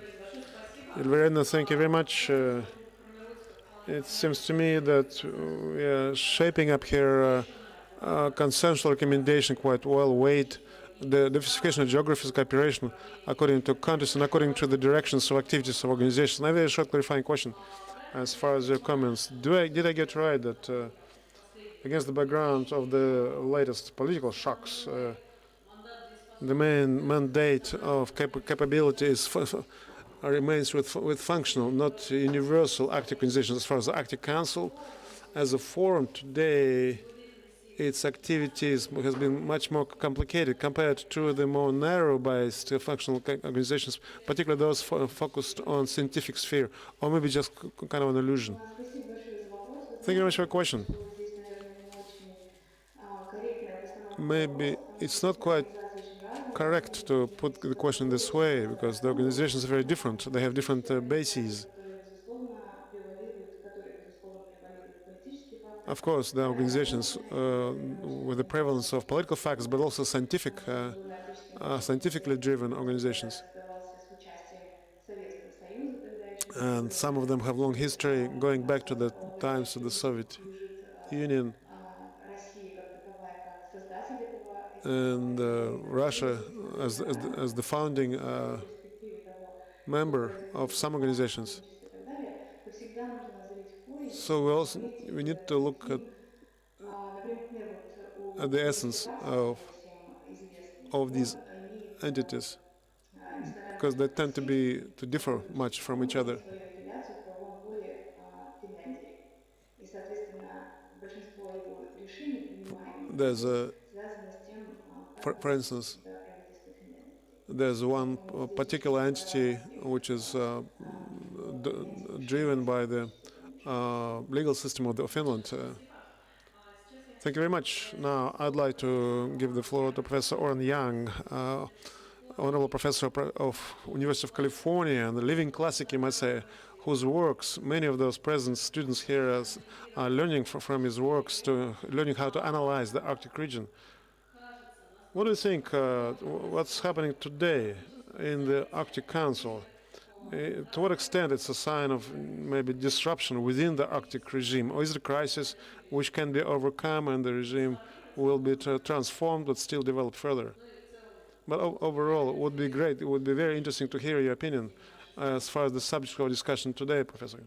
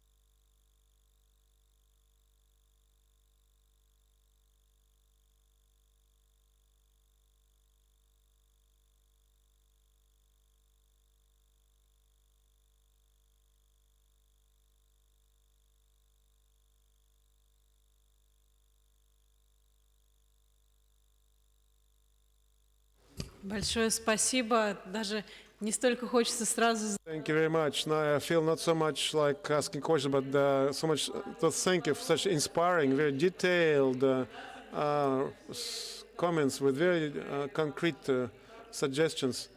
Indeed, all our draft documents become documents for decisions. So we're happy to disseminate our output. So we're hoping that the Arctic Council will be able to receive the much needed intellectual impulse in order to separate political difficulties and the need for dialogue with Russia. Thank you very much, Professor.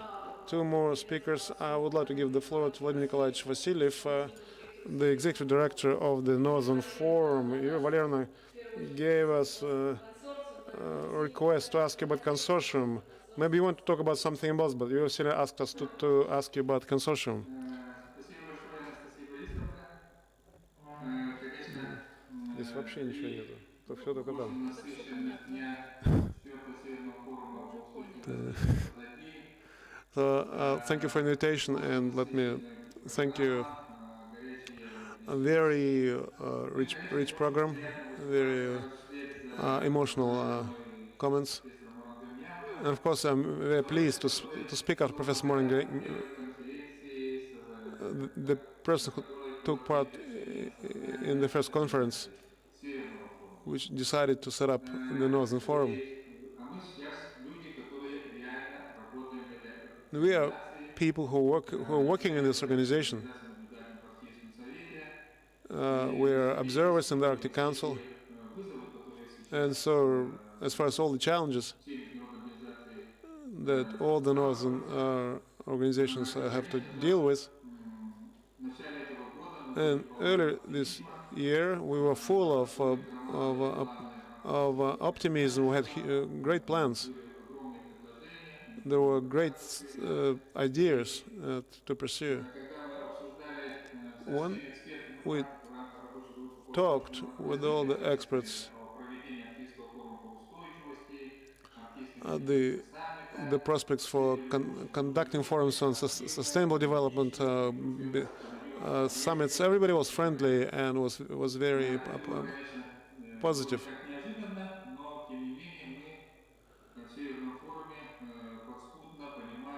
But we were also aware that the tension was building up, that the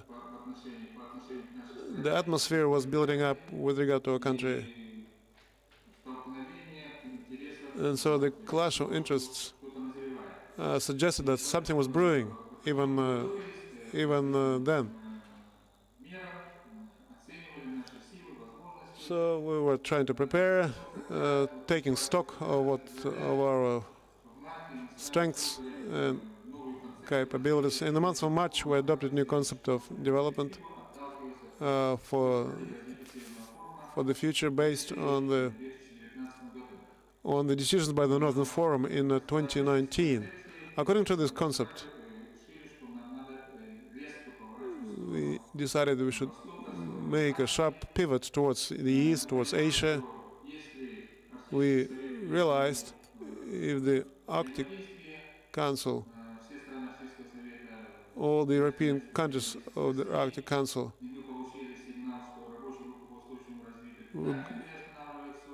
so because our working group on sustainable development was also suspended, everything that we were saying prior to February was put on hold, so it became clear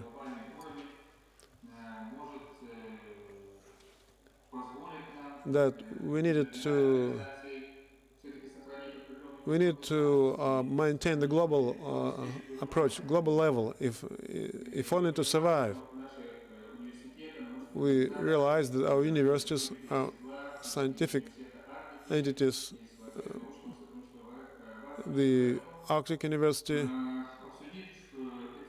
so we talked it over with the management of the Federal Arctic University in Irkutsk, and we developed new initiative. how to set up a Russian consortium of research where Russian universities and scientific entities would be involved in the original activities as well as in the international activity at the same time. So, day before yesterday, agreement was signed to set up such university. 14 organizations signed it.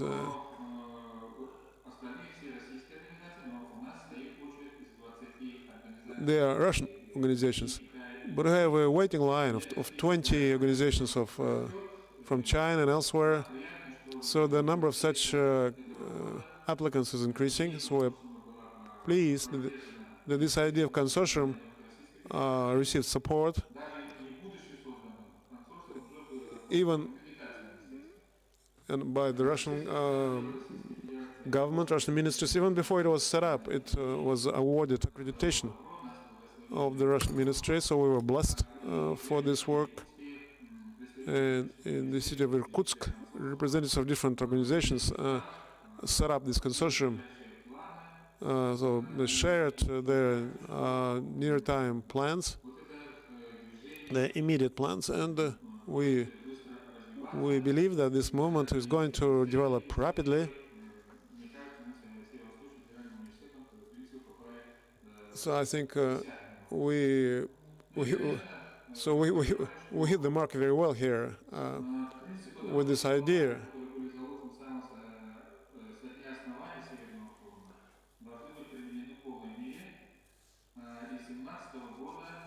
And since 2017, we've been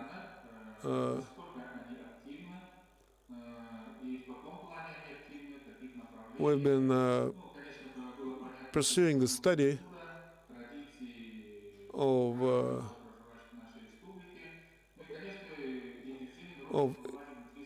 indigenous traditions and activities. There were lots of public entities whose number is increasing. So this whole movement, the first forum was conducted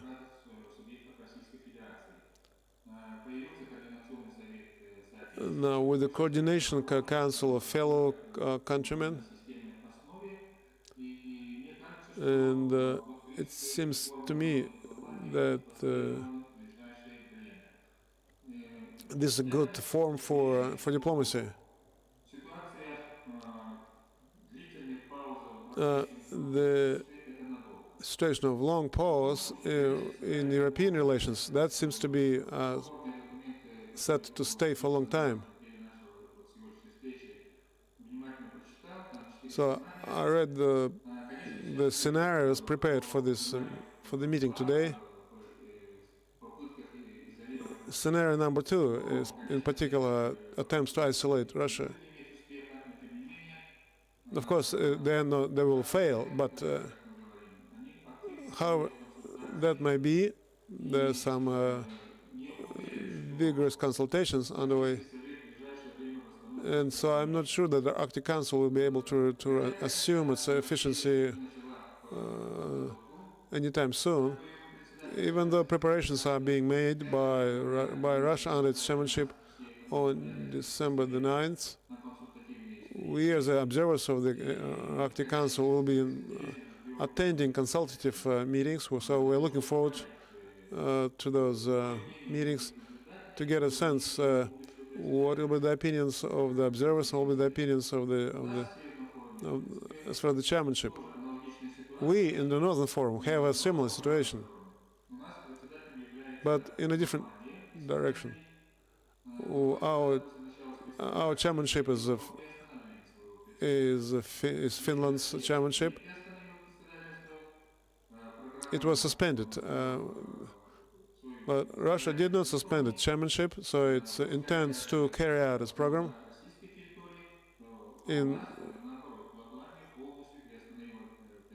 But in our case, Laplandia completely suspended chairmanship, but it does maintain active communications.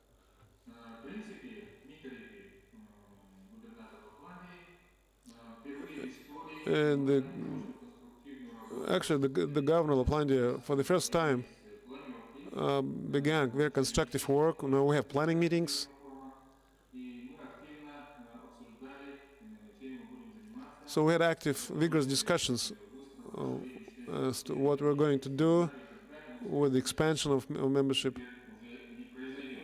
even though it's not likely to happen now. Тоже ожидаем протянуть передачу председательства в следующем году. And Франциско автономный the chairmanship next year возглавит нашу организацию. will have this autonomous district that expressed its wish to assume chairmanship.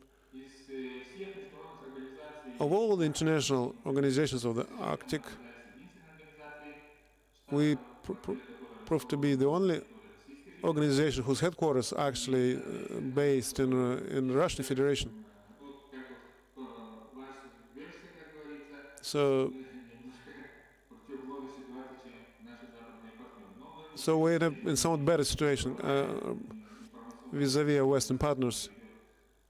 со всеми нашими, But we do have information exchanges with all our partners. но сейчас, вот с июня, But now, starting from June this year, we are moving towards Asia quite vigorously and consultative, awarding consultative status in large entities, our business partners.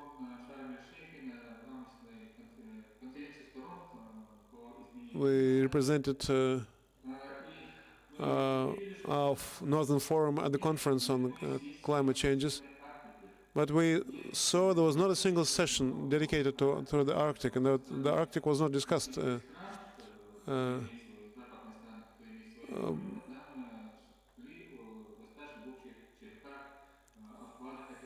There was some general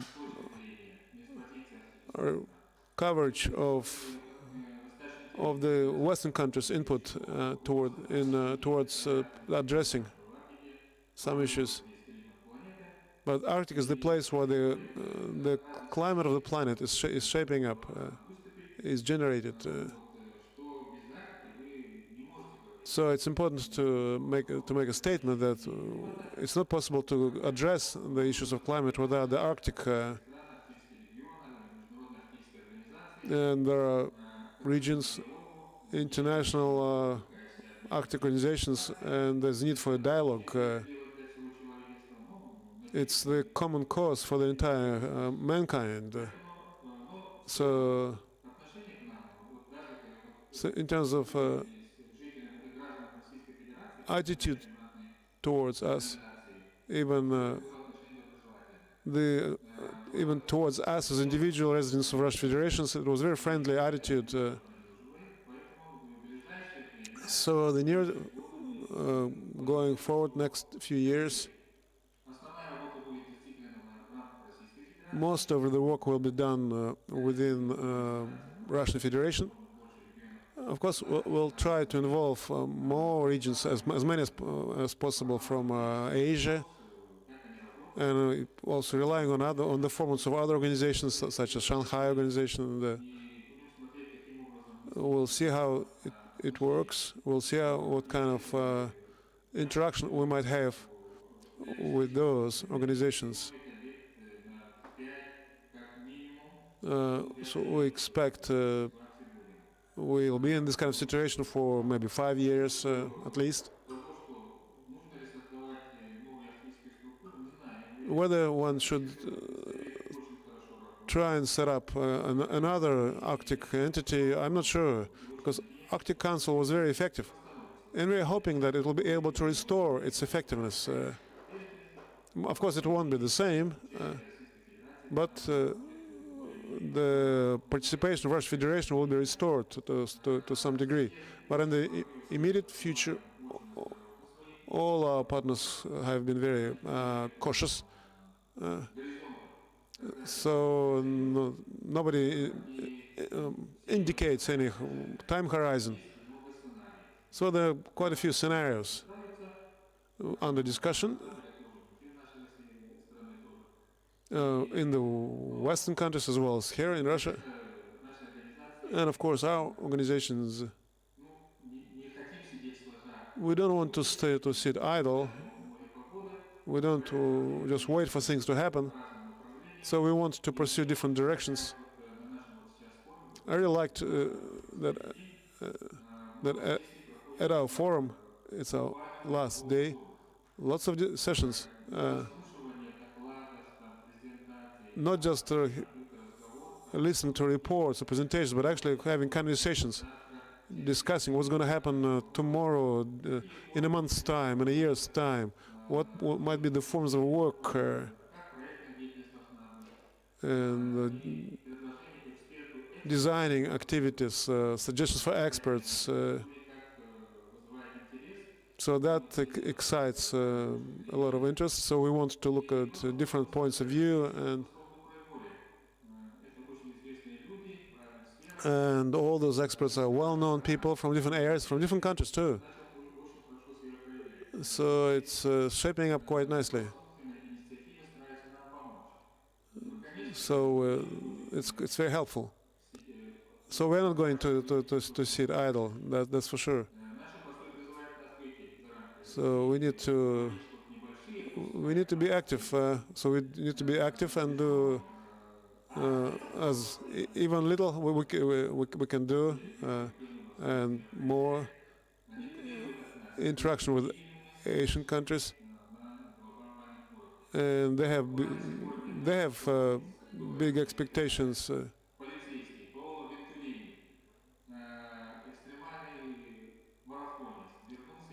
There's one particular person, a marathon runner who came from far away and joined us and staged an event of marathon running to support our Northern Forum. Not afraid of anything, of any, not to be discouraged, but somebody who is prepared to carry our mission across the world. So that's the kind of people we rely on. So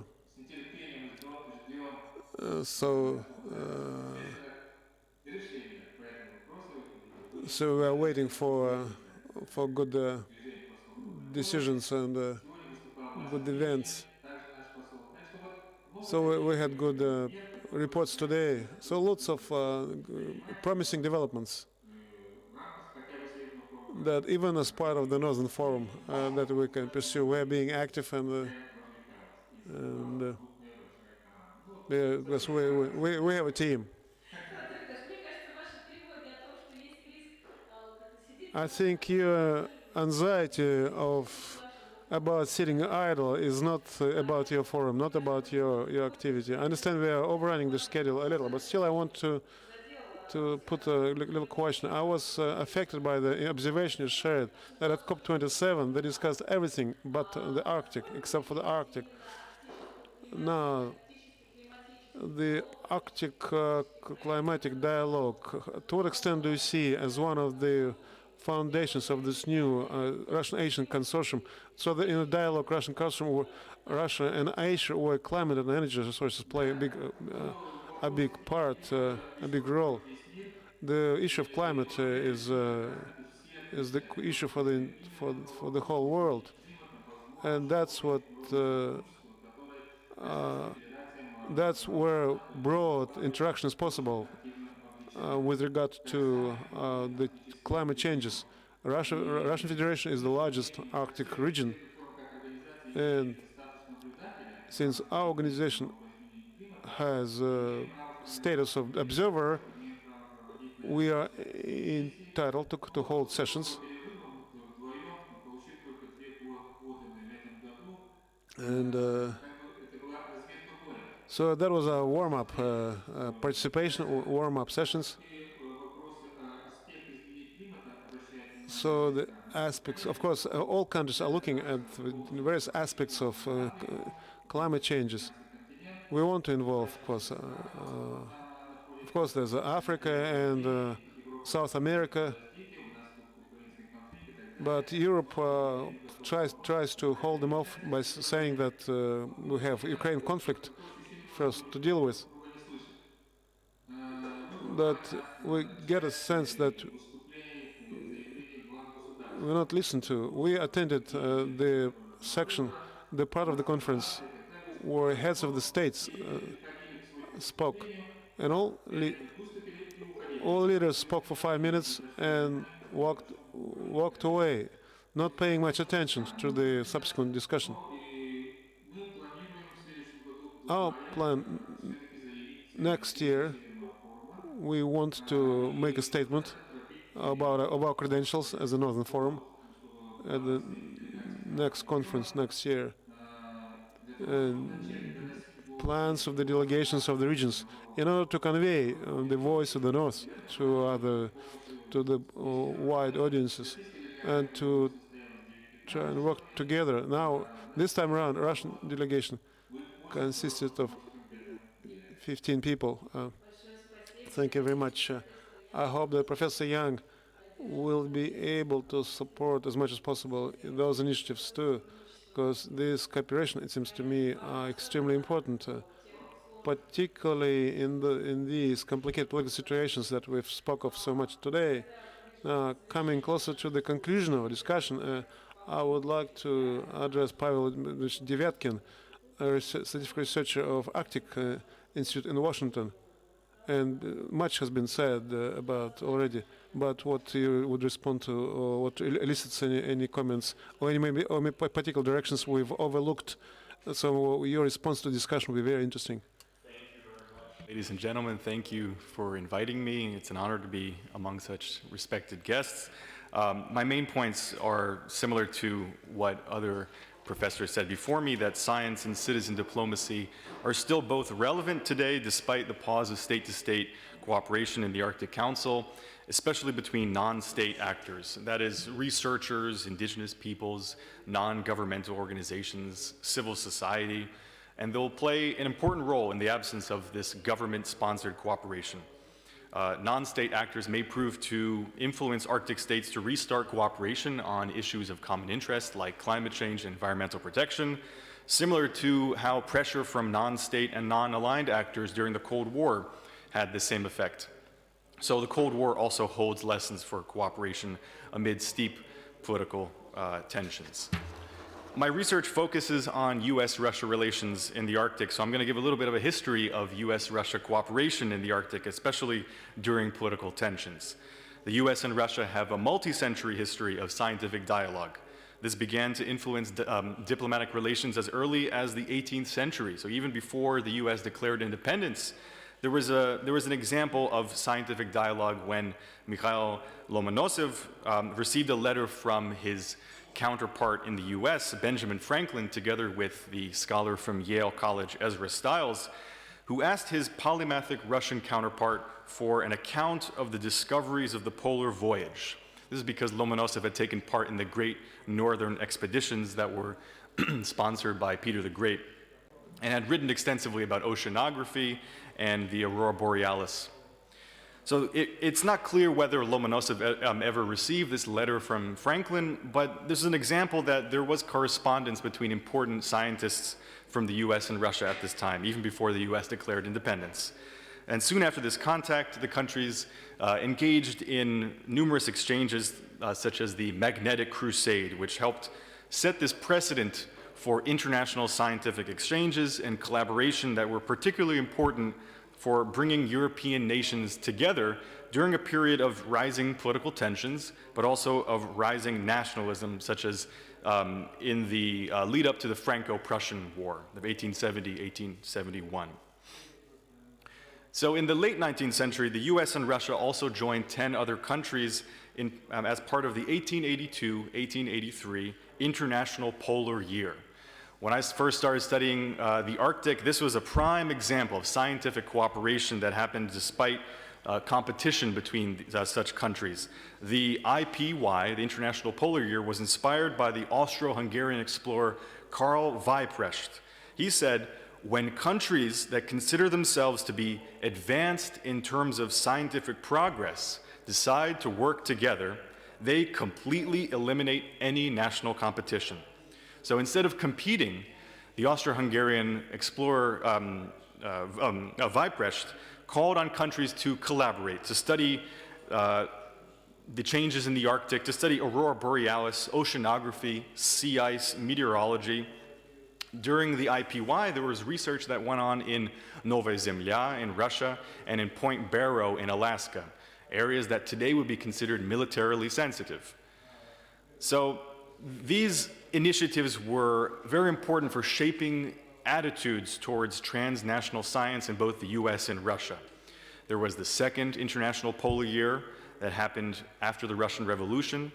In the wake of the Russian Revolution, there was a pause of diplomatic relations, but scientific relations went on because the common interests of studying changes in the Arctic and other parts of the world was still there.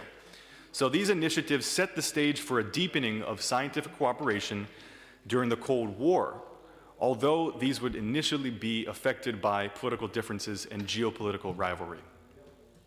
During the Cold War, the political struggle between the US and the Soviet Union created this atmosphere where the environment was another battlefield for ideological competition, and virtuous ecological achievements were highlighted to show one socio-political system's advantages over the other. So there were international concerns from non-aligned countries and non-state actors like non-governmental organizations, indigenous peoples that recognized pollution in the air and the water that originated in lower latitudes affecting the Arctic. So there was the non-aligned movement, there were non-state actors that started to influence the US and Soviet Union to converge on issues of common interest in the area of protecting the environment and increasingly climate change. But climate change came a few decades later.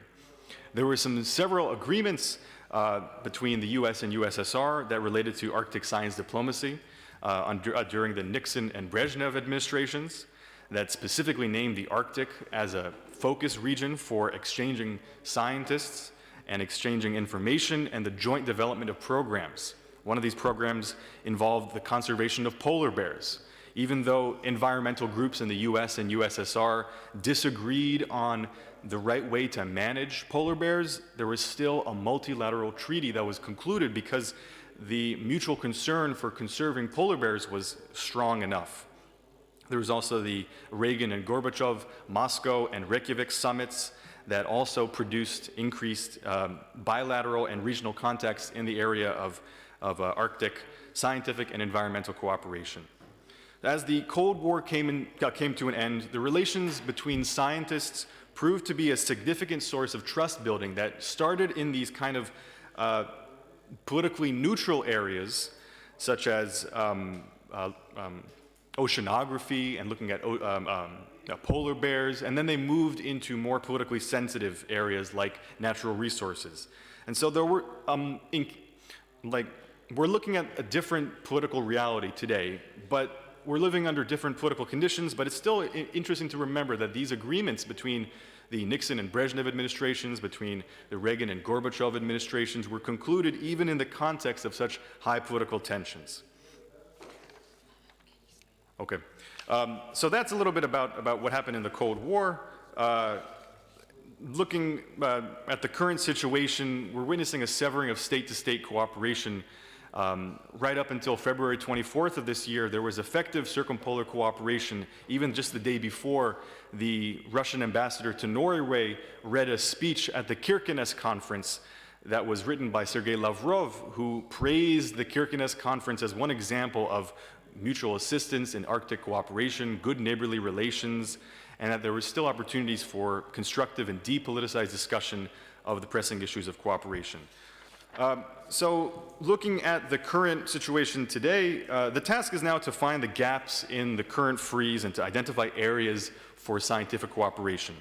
From my perspective, Russia still values cooperation with its Western counterparts. In the foreign policy establishment of the West, this is not so clear. But when you speak to scientists, scientists are still praising the importance of working with Russia at the individual level, at the institutional level. But government-backed science cooperation is more difficult than ever. So in the meanwhile, non-state actors such as researchers will play an important role, and conferences that include Russian and international researchers are an example of this. A lot has been talked about the Bering Strait in this seminar, and I agree that the Bering Strait is one area that we can still look at for successful cooperation, because even in the wake of the 2014 Ukraine crisis, there was still successful cooperation supported by the State Department and the Russian Ministry of Foreign Affairs. It's also the area, the setting for long-standing cultural heritage shared between Alaska and Chukotka. So collaborations of a cultural aspect may be less likely to face national security concerns. U.S.-Russia maritime safety cooperation is also maintained here in the Bering Strait. These concern search and rescue, oil spill response, law enforcement, fisheries management, but joint exercises between the coast guards are on pause. Also, in Norway, Norway has paused nuclear safety cooperation with Russia, but there's still a contact channel in the area of emergency preparedness and information sharing. So this shows that there are critical cooperation areas that can be maintained. And this same concern can be extended to climate change and environmental security cooperation. If not, then the states can be pressured to do so, like during the Cold War and in the 1990s by Arctic residents and NGOs. So restarting cooperation is very important, and there are lots of precedents for doing this. We're living in different political conditions right now, but it's all about looking at non-state actors, looking at cooperation beyond the government-to-government level between researchers, indigenous peoples, and even this seminar right here, where we have international researchers, is an example of that kind of dialogue. So thank you very much for your attention. Thank you very much. I just wanted to ask a small question, so I switch to Russian again. Из того, что вы перечислили, мне кажется... What you've mentioned, I don't think we talked much about actually interregional interaction. That is the dialogue, say, between Chukotka and Alaska, between possibly maybe closer look at the interaction as far as the Bering Straits. What do you think from the American standpoint, given all the negative trends as far as globalization, open confrontation, and the status of Russia as a key rival in Arctic, this interregional interaction, to what extent it's possible today? Not so much supported or inspired by the federal level as of course, with the tension at the regional level. That's a very important question. I think it's really difficult to say whether cooperation in say the Bering Strait and this regional context is still possible from a Western perspective. There was a great cooperative project that was supposed to be held, or that was held during the Russian Arctic Council chairmanship, called the Bering Strait for Peace project. As I understand, it happened in August, but it only involved Russian participants. Maybe there was one participant from another Arctic state. Despite the talk of opportunities for cultural cooperation, like what we talked about in the report, there was these different scenarios for cooperation at a cultural level, and I mentioned in my remarks that maybe cultural cooperation could be possible because of fewer national security concerns, but the reality is it's still very ambiguous. There was a documentary filmmaker, very influential in the U.S.-Russia relations area, named Cynthia Lazaroff, who's also a peace activist, and she has proposed this Bering Strait Festival for Peace. Because looking at the Bering Strait Peace Project, which was meant to trace the first steps of humankind from Eurasia to the Americas, from Chukotka to Alaska, and it only involved, or 99% of participants were Russian, this new initiative from Cynthia Lazaroff and perhaps other people who would be involved look to to repeat this attempt at a cultural diplomacy project in the Bering Strait. But we'll see. We'll see if it's possible. For now, it's still very ambiguous. On the Western side, it's mostly in the activist, filmmaker, researcher areas that people are supportive of such things. At the government level, not so much. Большое спасибо, профессор Синтия, действительно очень активный. Thank you very much, Professor Sensei. Is a very active fighter for the development of Russian-American relations. Hopefully his efforts will be crowned with success.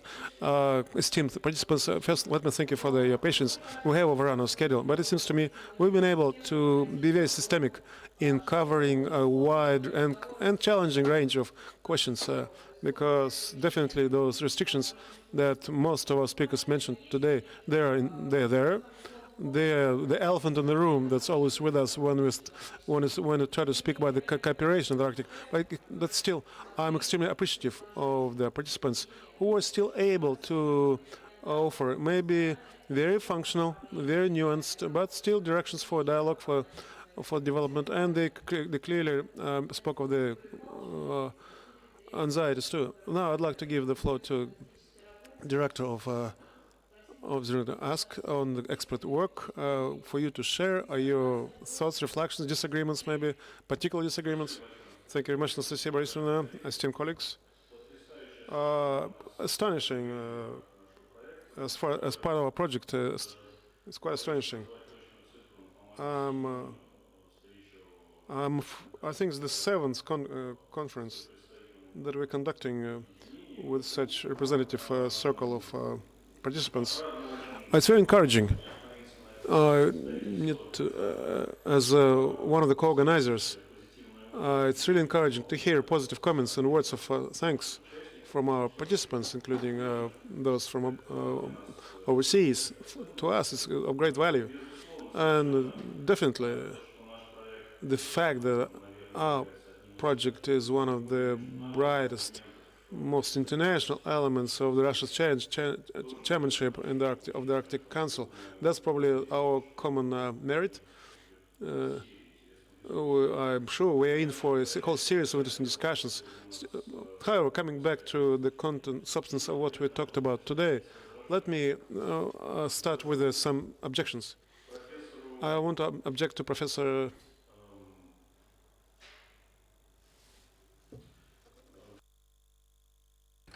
excuse me, to our foreign speakers in terms of the Arctic is a hostage, especially as the Arctic cooperation. Actually, definitely Russia and its closest partner and partners making the most efforts to prevent this from happening. So in particular, one of the key objectives of Russia's chairmanship of the Arctic Council is to strengthen the position of the Arctic Council as a platform for dialogue. On the other hand, definitely one can say and may support the ideas of our esteemed experts that cooperation in the Arctic Council has been frozen and is being transformed. This transformation is historical, history-driven, is likely to lead to global changes, in particular changes, in my view.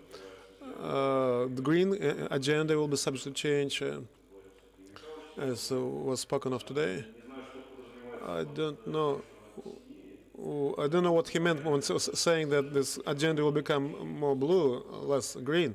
Maybe it's to do with the study of ocean, because of course the Arctic is about the ocean. But one should say here that the opinion of the political West and the political East in this regard tend to converge, because, for example, the official representatives of Russia at the St. Petersburg International Economic Forum stated directly that ESG agenda matches the national interest of Russia. And it was quite surprising that after this, to look at the Economist, popular Russian tabloid, who had a series of publications in June under the title, I can't say for sure This ESG are three letters that will never save the planet, for sure. Obviously, we're in for huge transformations here. So we're thinking that our discussion today, among others, will serve as a basis for the program strategic materials that will be presented to you based on the results of our joint work. Let me also make an objection to the colleagues that cooperation with India and China and countries from Asian region, it's like something inevitable for us. It's not quite the case, I should think. Yes, it's a natural process. The countries of Asia are aspiring towards cooperation with the Arctic countries across the whole range of questions. And of course, with Russia as a leading country of this region, definitely it makes sense to recall the substance of discussion at the Eastern Economic Forum. Here, there, a representative of India, basically, they converged. Nastasia Borisovna might confirm this to us in more detail as far as the substance of those discussions. She was the moderator there. So they converged that the new paradigm of the state policy of Delhi does reflect the key cooperation with Russia in the Arctic, both in science and in structural development of the northern sea route and so forth. This in particular confirms the aspiration of Indian corporations in take part in the Arctic activities. And in conclusion, the major infrastructure project with the private foreign capital in Russia is the project which leads to astonishing transformation in Chukotka, which is developing of the world's biggest molybden deposit with relying on the capital from Kazakhstan. There are lots of such cases, despite all kinds of restrictions and despite all kinds of inevitable processes of developing industrial development of Arctic region. Development of Arctic region, industrial development is happening quite with good dynamics. Here, maybe I should conclude with a word of support for Professor Yang. Despite all this, the Arctic still remains in some way kind of a victim of the geopolitical process. The cooperation slows down. The exchange of data becomes smaller. All scientific interaction becomes less, which is of course not particularly encouraging and positive. However, in any case, I'm confident that we'll be applying maximum of efforts to make sure that the platform of Arctic Council will be stronger and will develop under new realities that we are in for. So, proceeding from our basic research material, which we prepared for our meeting today, I will support the most positive scenario, which is Arctic reset. Of course, we're in for restudying relations and interaction. The changes of what we refer to this as unfriendly to new friendship, and the friendship according to the Soviet time, children's book of literature starts with a smile. Friendship, so I suggest we'll smile in the expectation of subsequent great discussions. Thank you for your optimistic note. Summing up our discussion, as ever, thanks for constructive suggestions.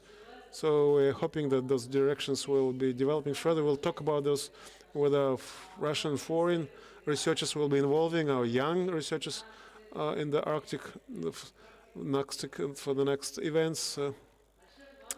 Many thanks to everyone.